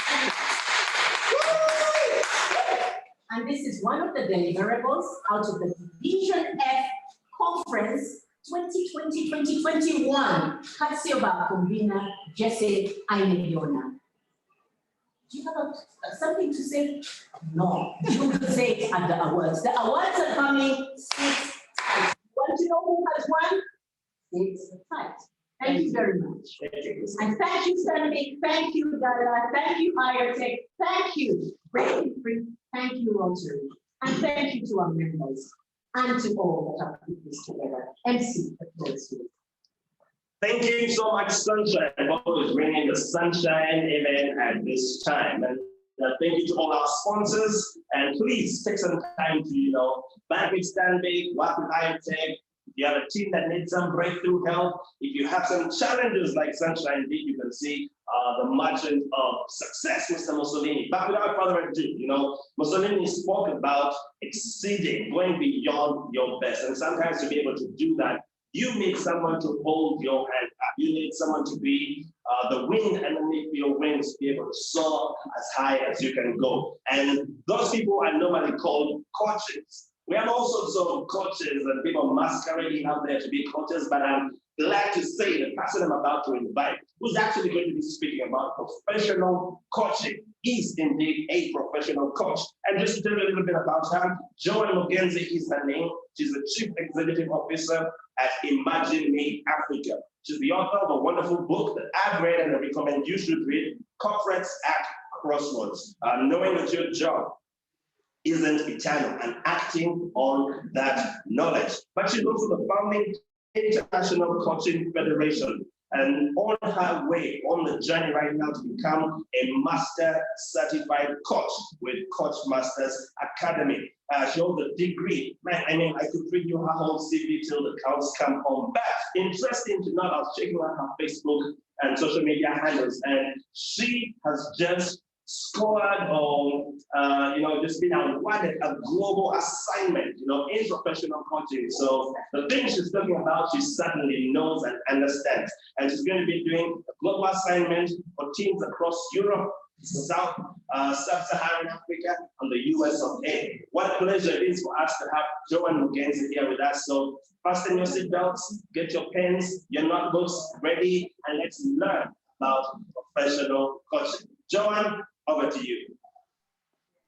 Thank you, Ronnie, Havasa. It's a pleasure for me to join this team. I hope my connection is okay because I see you a little bit frozen, but it's an honor for me to be joining the Toastmasters team today to talk about a subject that is really, really close to my heart. What an honor. And yes, it's coming in at a good time to realize that there are benefits that when I eventually decided that I wanted to have this at a profession, I don't know what to do. Okay, sorry for the interruption. But let me make it clear that when I'm talking about professional coaching, I'm really focusing on the journey that I have had as a professional coach, but also a journey that started at a point when I had no clue there was such a thing as professional coaches. Because let's face it, those of us in my generation, we were raised at a time when coaching was equal to you're weak in this subject, so go find someone to hold your hand and support you in becoming a better person in the subject that you're weak at. And one of the things that I discovered along the way was the fact that I was an encourager. And so I knew at the back of my mind, whatever I was doing, I was meant to encourage people. But then sometime I got to understand there's this thing called business, and you're being told that whatever is your default, whatever you're good at, that's where your business angle would come in from. And I kept on wondering, how does somebody whose work is to encourage people turn that into a business? It wasn't very clear.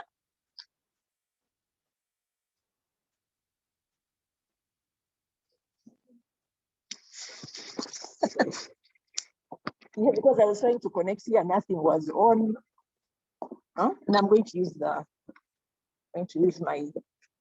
my phone.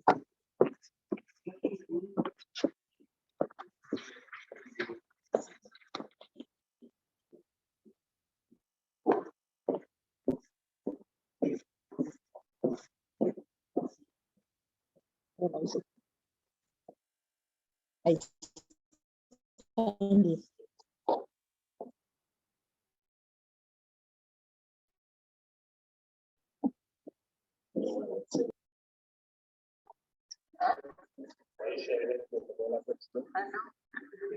Yeah, so I'll figure out what to do.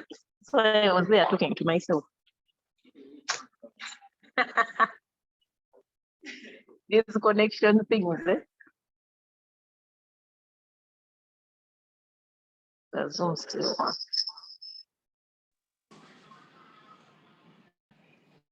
All right, ladies and gentlemen, we apologize for that short technical break that we just had. And we're joined by John Genzi, and we're joined by John Genzi live in person. I'm sure you can able to save all of those, make it here. So, forgive that small interruption. We're going to go live with Joanne. Over to you, Joanne. Hey, thank you so much, Ronnie.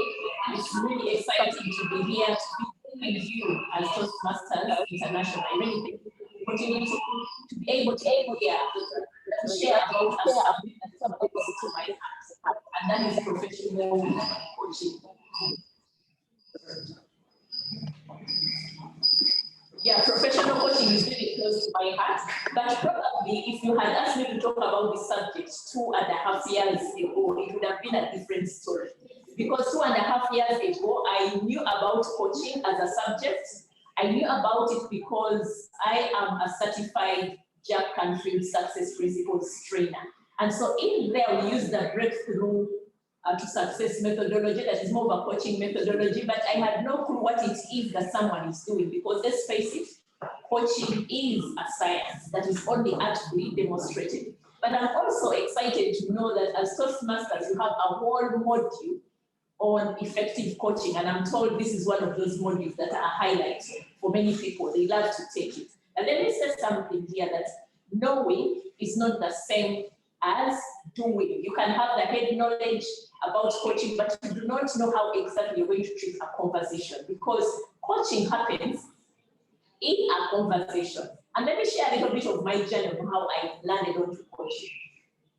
Way back when I was just 29, I discovered that I was an encourager.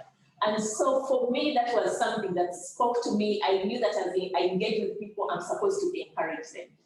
And I walked that journey of simply encouraging people. But then it's got to a point where you're trying to navigate and thinking, what is it that I really want to do with my life? And here I was being told that, for as long as you have a talent, you have a skill, that is something that you can turn into a business. And there I was thinking, so what is this encouragement? How do you even turn it into a business? How do you turn it into something that you can earn from? So I went on to a quest. And that's how eventually I ended up with the Jack Canfield group, to just really equip myself to know how to do the personal development stuff. I was working with the World Vision at the time, and in 2014, it got very clear that I wanted to exit and pursue my passion. So what that meant then was I had never run any business, and I was thinking, I want to step out, do self-employment, but I've never run even a kiosk that sells tomatoes. So how was I going to run a business without any understanding of what I was doing? And then I signed up for a class. It was a 4-month class where we were studying to just understand what goes on in business. And one key thing that came out is that, you guys are being trained to be, your orators, your public speakers. And what was happening then that really stood out was the fact that in the motivational space, there are no barriers to entry. As long as you're a good speaker, you're an orator, you call yourself anything. You call yourself a motivational speaker. Coaching is one of those things that everybody loves using. But we now know that, well, coaching is not just about popping up and you have a title to your name. Or for those of you in my generation, probably know that every time you are weak in a subject, then you are being asked to go to some teacher so that you could be coached. And probably that's what we always think that coaching is all about. And so then I went on to a quest to ask myself, how am I going to stand out? Especially if we are being told that there are no barriers to entry. So I made it my point to create a change in this market and ask ourselves, how can we demonstrate the difference between professional coaching and just carrying the title as coaching? And that's how I ended up with Coach Masters Academy that has trained me up to the highest level of training. But I'm also happy to say that as I speak to you now, I'm a professional certified coach. Coaching has levels. There's an associate certified coach, that's the first level of credentialing. Then you have a professional certified coach, which is the next level of credentialing, and the highest level, which is a master certified coach. And how do you get to this credentialing? It's a result of the coaching hours that you have accumulated. And according to the International Coaching Federation, those coaching hours are only counted from the time you start doing your professional coaching training. We know that coaching borrows from other human capital professions. I mean, mentoring is one of those that is very close to coaching. But mentoring is simply about somebody has been there, done that. So they're taking you through their journey. They are supporting you in their journey, showing you the roadmap because they've been part of that. And therefore, as they share their journey with you, you're able to tap from them. And that is something that usually works very well, especially when people are just starting out, either in their career or you're in a new role and somebody needs to hold your hand. Then we have consultants. As a consultant, you're paid to bring your expertise to the table so that then the people that are bringing you on the table, you're going to take away their headache, okay? And then you have training. Training, of course, what normally happens, you see that there is a gap. Actually, it would sound like something like, well, I know something, I know that you do not know it, and I want you to know it. Therefore, I lead you into that direction. You're trained and we bridge that gap. The other one is counseling. You know, in counseling, you're almost digging up for something, trying to understand what brought you here, what is the problem. You're trying to fix something. And usually your conversation will be around trying to think about options of things that people can do. And therefore, you're not necessarily tapping into the person. Now, what is coaching? Coaching is a learning mindset. You're heightening the awareness of the other person. But then coaching happens in a conversation. And when you're talking about this coaching happening in a conversation, we are saying that, yes, the person is going to come and they're going to describe to you a context. You know, this is what happened to me. And therefore, you know, they will tell you all their entire story and they tell you the direction that they want to take. And as you're listening to them, for you as a coach, you're focusing on the present time because coaching has time elements. It has the past, which is likely to be the context that somebody is coming to you to share with you why they decided to take that path. And then there's the future where they want to go. And in between there is the time element of the present. Now, when we are coaching, we are not even just focusing on the present. We are focusing on the now moment. As my coachee comes to me in this moment, what are they looking for? So, as people who have effective coaching out there, just think about it and ask yourself, when you're having your conversations, what is going on? Sometimes, you know, you listen to people and they become professional parrots. And we normally say in coaching, we are not professional parrots. Somebody doesn't come to you so that you can repeat everything that they have said to you. They are there so that you can elevate their thinking. It is not logical thinking. We are looking at the reflective thinking, that thinking that helps you dig internally. And therefore, as we create those, as we support you to think, where am I stuck? And I want to go this end. That end that you want to go to, what does it look like? Somebody might come to you and tell you, you know what, I want to become a better speaker. Now, actually, let me use that as an example. If they come to me and they say they want to become a better speaker, what is likely to happen? Either someone who is putting on a mentoring, consulting hat will quickly tell them, by the way, have you heard about Toastmasters? And then direct them there and tell them, you know, Toastmasters has programs that would enable you to become a better person. Okay, they are directing you. Or another one might come in as a trainer and the first thing they will tell you is, we are doing public speaking training. Would you want to join us? Now, a coach, there are two things here that have happened. I know that my client, my coachee, wants to become a better speaker, but do I actually know what this better speaker looks like? And so I would probably simply go in to say, I hear you mention that you would want to be better. So when you say better, what kind of better is this better? Then they will describe it. So as they describe it and we go through the conversation, because there are certain elements that you're listening out for, helping them to know that this is something that we need to undertake. So just know that when you're professional coaching, the key thing that I'm leaving you with is knowing is not the same as doing. Be trained so that you can ask powerful questions, you can be an active listener, you will be able to present and will be able to create that trust and intimacy that makes your coaching, your client trust you. Thank you so much for the opportunity. Congratulations. Joanne McKenzie, professional coach, and I hope you've been able to pick up some lessons and some notes on what you need to do to become a professional speaker and a professional coach. All right? Thank you so much, Joanne.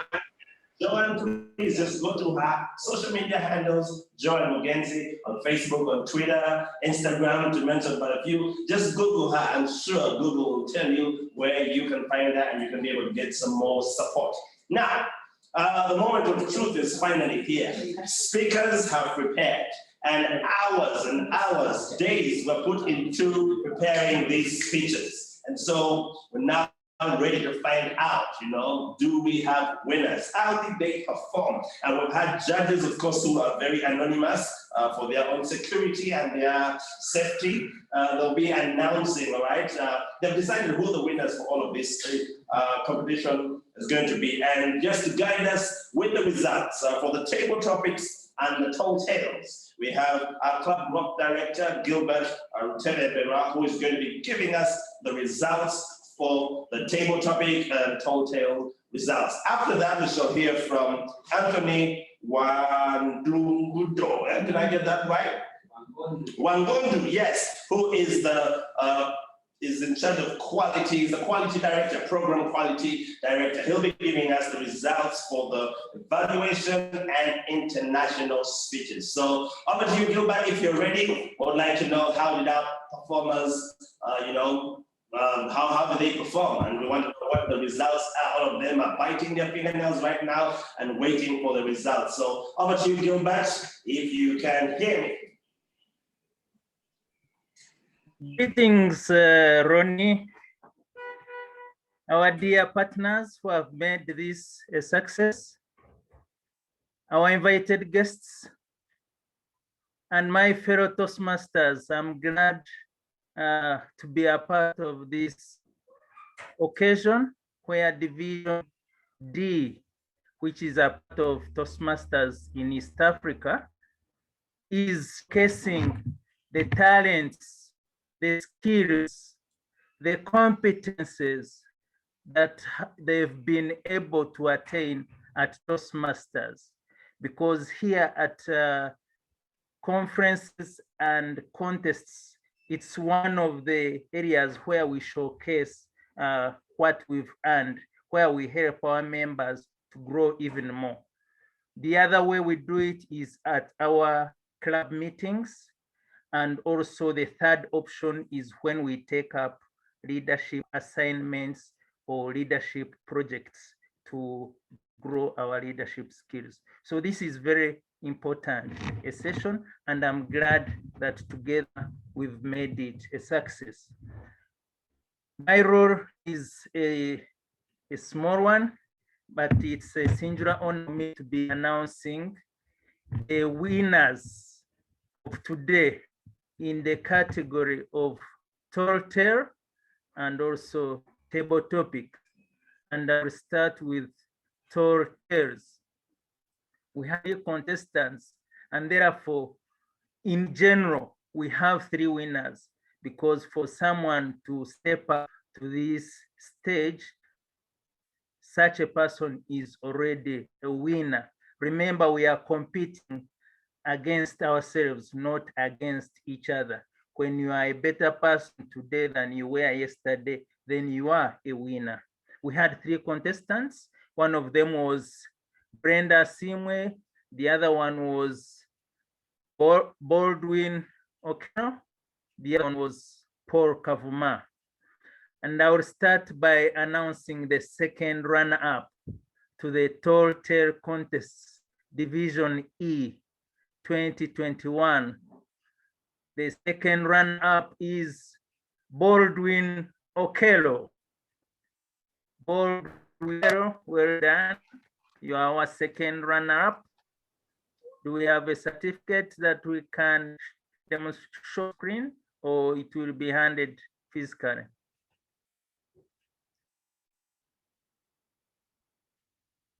Sergeant at Arms, please confirm if the certificate is online or it will be handed physically later. That will be later. Oh, Sergeant at Arms.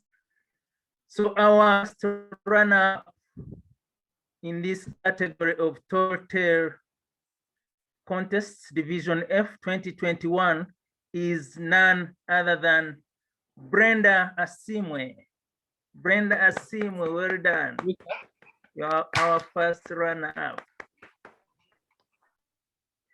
And the winner for this afternoon, Totals Division F, Toastmasters East Africa, is Paul Kavuma. Paul Kavuma, well done on this achievement.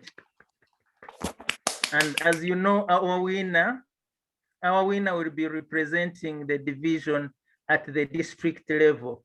And then should he win at the district level, he will be representing us at the regional level and later on at the international. Now the table topics category. Again, we had 3 contestants coming from 3 areas. We had Moses Rutahigwa, we had Mary Najuma, we also had Tasamba. And these, of course, are our winners, like I mentioned, because they stood up, they separated themselves from the crowd. But we have to come up with the winner of the winners, the champion of the champion. And I'll start with the second runner-up under the category of table topics, Division F 2021 is Mary Najuma. Mary Najuma, congratulations. Our first runner-up under this category of table topics is Moses Rutahigwa. Moses Rutahigwa, congratulations. And our winner, 21 table topics Division F conference is Antasamba. Antasamba, congratulations on representing our division to the district level come May in Mombasa, Kenya. I'm glad and happy for our winners, and I'm sure that the sky is not even the limit. Back to you, moderator, Ronnie. Well, thank you so much, Gilbert, and congratulations to all the participants and all the winners. All of you indeed are winners just by being able to prepare table topics, impromptu speaking. Being able to speak off the cuff is not an easy task, but well done, all of you. Well done, all of you, with the tall tales as well. And you're certainly all going to be much better speakers henceforth. And now over to you, Anthony, so that we can know the winners in the categories that you will be announcing. Thank you very much, MC Ronnie. And I have thoroughly enjoyed listening to all the speeches and just being part of this contest. I must say that it has been very, very well organized. And to all the participants, you are all worthy winners. Just to second what Gilbert said, you're all winners, and who we're picking is the winner of the winners. I'll be announcing for international category and the evaluation category, and I want to start with the evaluation category. The participants in this were the winners at the area contests, and I will announce them in no particular order. The first participant was Viola Nakigwe. The The second participant was Doreen Baingana, and the third participant was Paul Kavuma. So the second place winner of the 2020 Division F valuation contest is Viola Nakigwe. Let's give her a round of applause. Yay! Well done, Viola. A very good job done. And the winner this year of the evaluation contest is Doreen Baingana. Yeah, Doreen! Well done, Doreen. Well done. Fantastic job done there. You are all so very good, and I do not envy the work that the judges had to do to separate in such thin margins. Now, moving on to the international contest, and as Gilbert earlier said, the winner here has a potential of going all the way to the World Championship of International Speaking. Again, there were 3 contestants are drawn from the 3 areas, Timothy Kavuma, Conin Shemerere, and Harriet Ositi. And I will start with the second place winner of the Division F International Speech Contest, and that is Timothy Kavuma.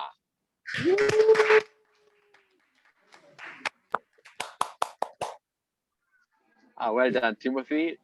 Thank you for that excellent speech. And now to the winner of the International Speech Contest, what we could say is the Division F Champion of Public Speaking for the year 2021. Let's give a big round of applause to Harriet Ositi. Harriet! Masters, oh yay! Oh yay! Congratulations to the winners this afternoon, and back to you, MC Ronnie.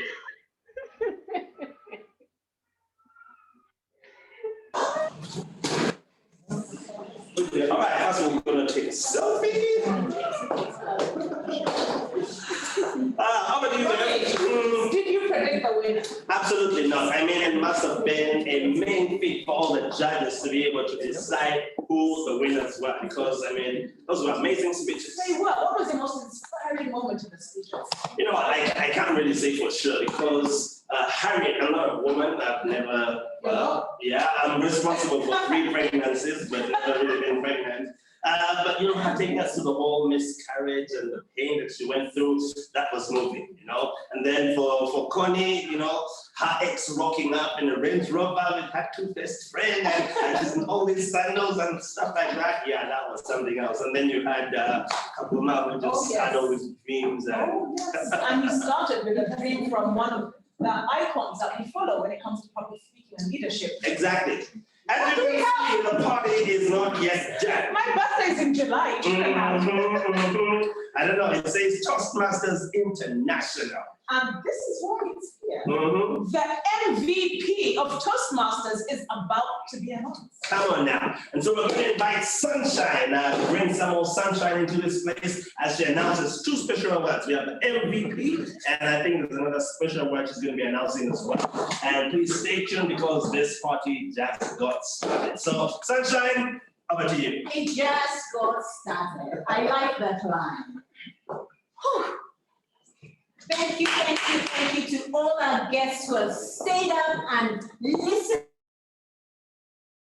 to those scintillating grammarian. Is there a grammarian today? You know you can forgive me, because when you're so happy, even the words run out of your mind. I'd like to call up the conference convener. I'd like to call up our sponsors. And I'd like to call up Area Director 17. Area Director 17, And I'd like to call up every special occasion, a division fabulous. This year, who knows what our theme was, the district theme? Somebody is checking the chat. Is anybody saying anything there? Is there somebody who's told us what it was on the chat? Let's make magic. Let's make magic. Yes, and we've made magic. And we've all made magic. But there's somebody who has made the most magic. The magician of division fabulous. May I call up the lady that has been behind the determination of this. And our chief judge has been area director, 17, Wilson, Rita, who is the magician of division F. But before the magician, because that is like the grandest, the most valuable player, who could we not do without as the division fabulous? Rita, who is our most valuable player as the drum rolls go? And it's only one award, is it me? Please come and announce them. Most valuable player. Woo-hoo! Woo-hoo-hoo! Hey! Most valuable player. If you could bring up the awards. Most valuable player. We are all fumbling. We're wondering, is it you? Are you paid up, by the way? Madam Lindsay, are you paid up? No, you can't be. He's paid up. I'm paid up. I'm paid up, yes. You're paid up. You're paid up. Are you paid up? Before the cake. Are you paid up? He's about to be paid up. We are going to rectify this. And the most valuable player. This is magic. Magic. This is magic. The most valuable player. As the most valuable player comes here, it's now mine. If she's not, or he's not, is she? Can you tell us who it is? The most valuable player is Patricia Nancy.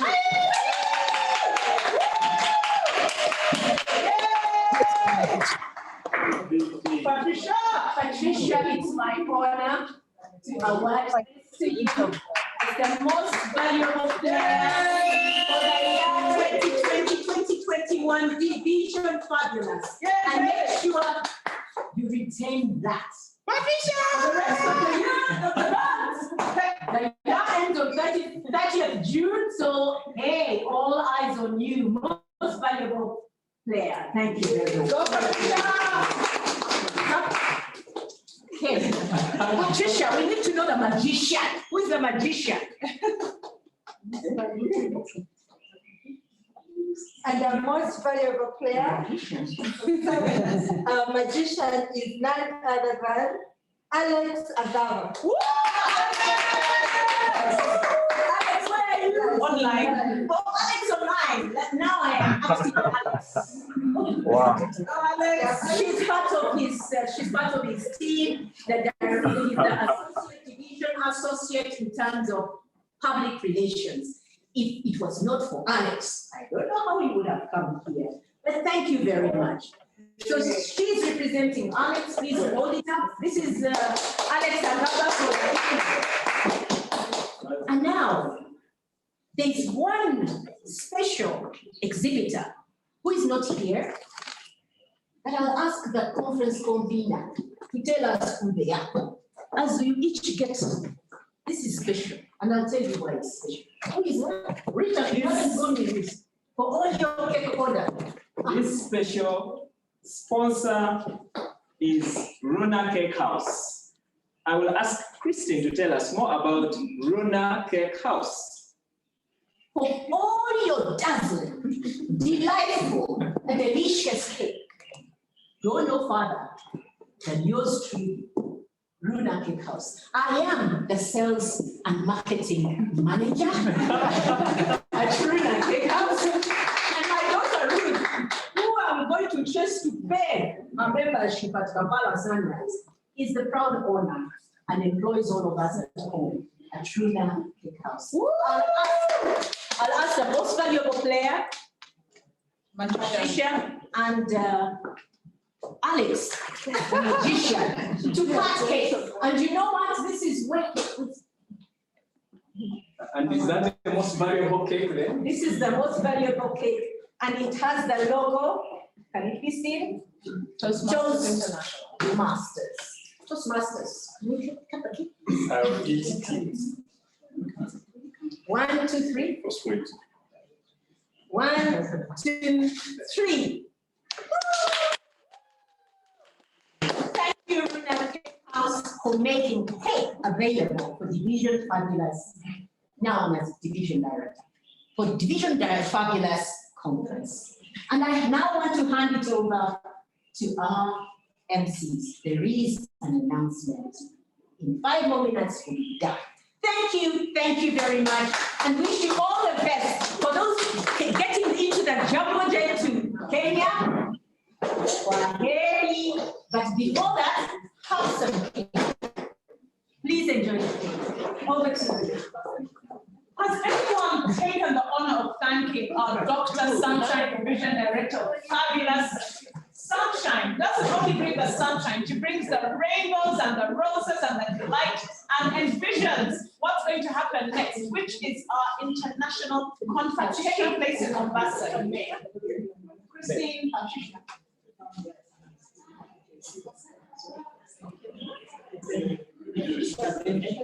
And right now, there is an announcement for the Division C conference.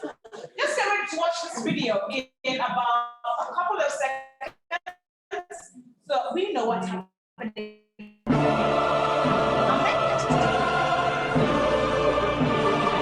Division C.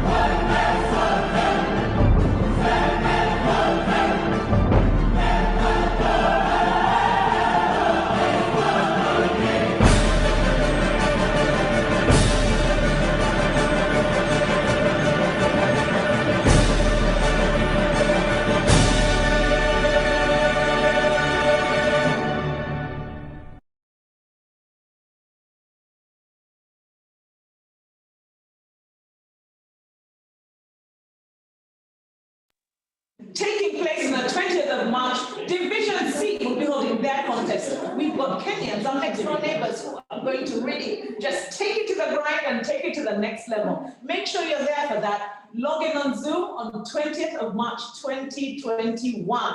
And I would like to humbly means poor? No. I would like to elegantly bow out and thank you for honoring us with your presence. Thank you to the sponsors. Thank you to all of you, to the team that put this together. We are indebted.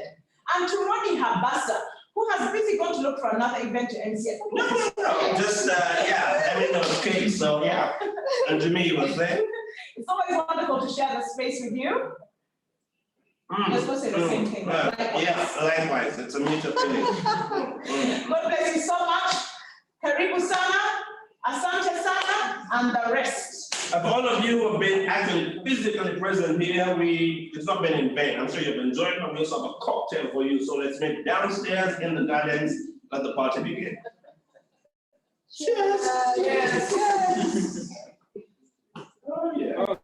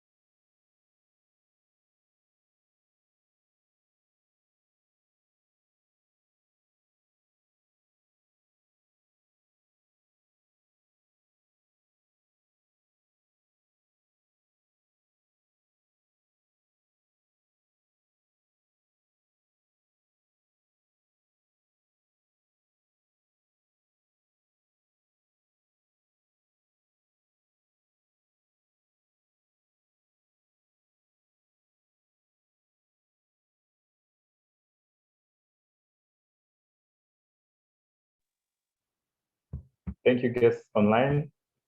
That ends our division conference.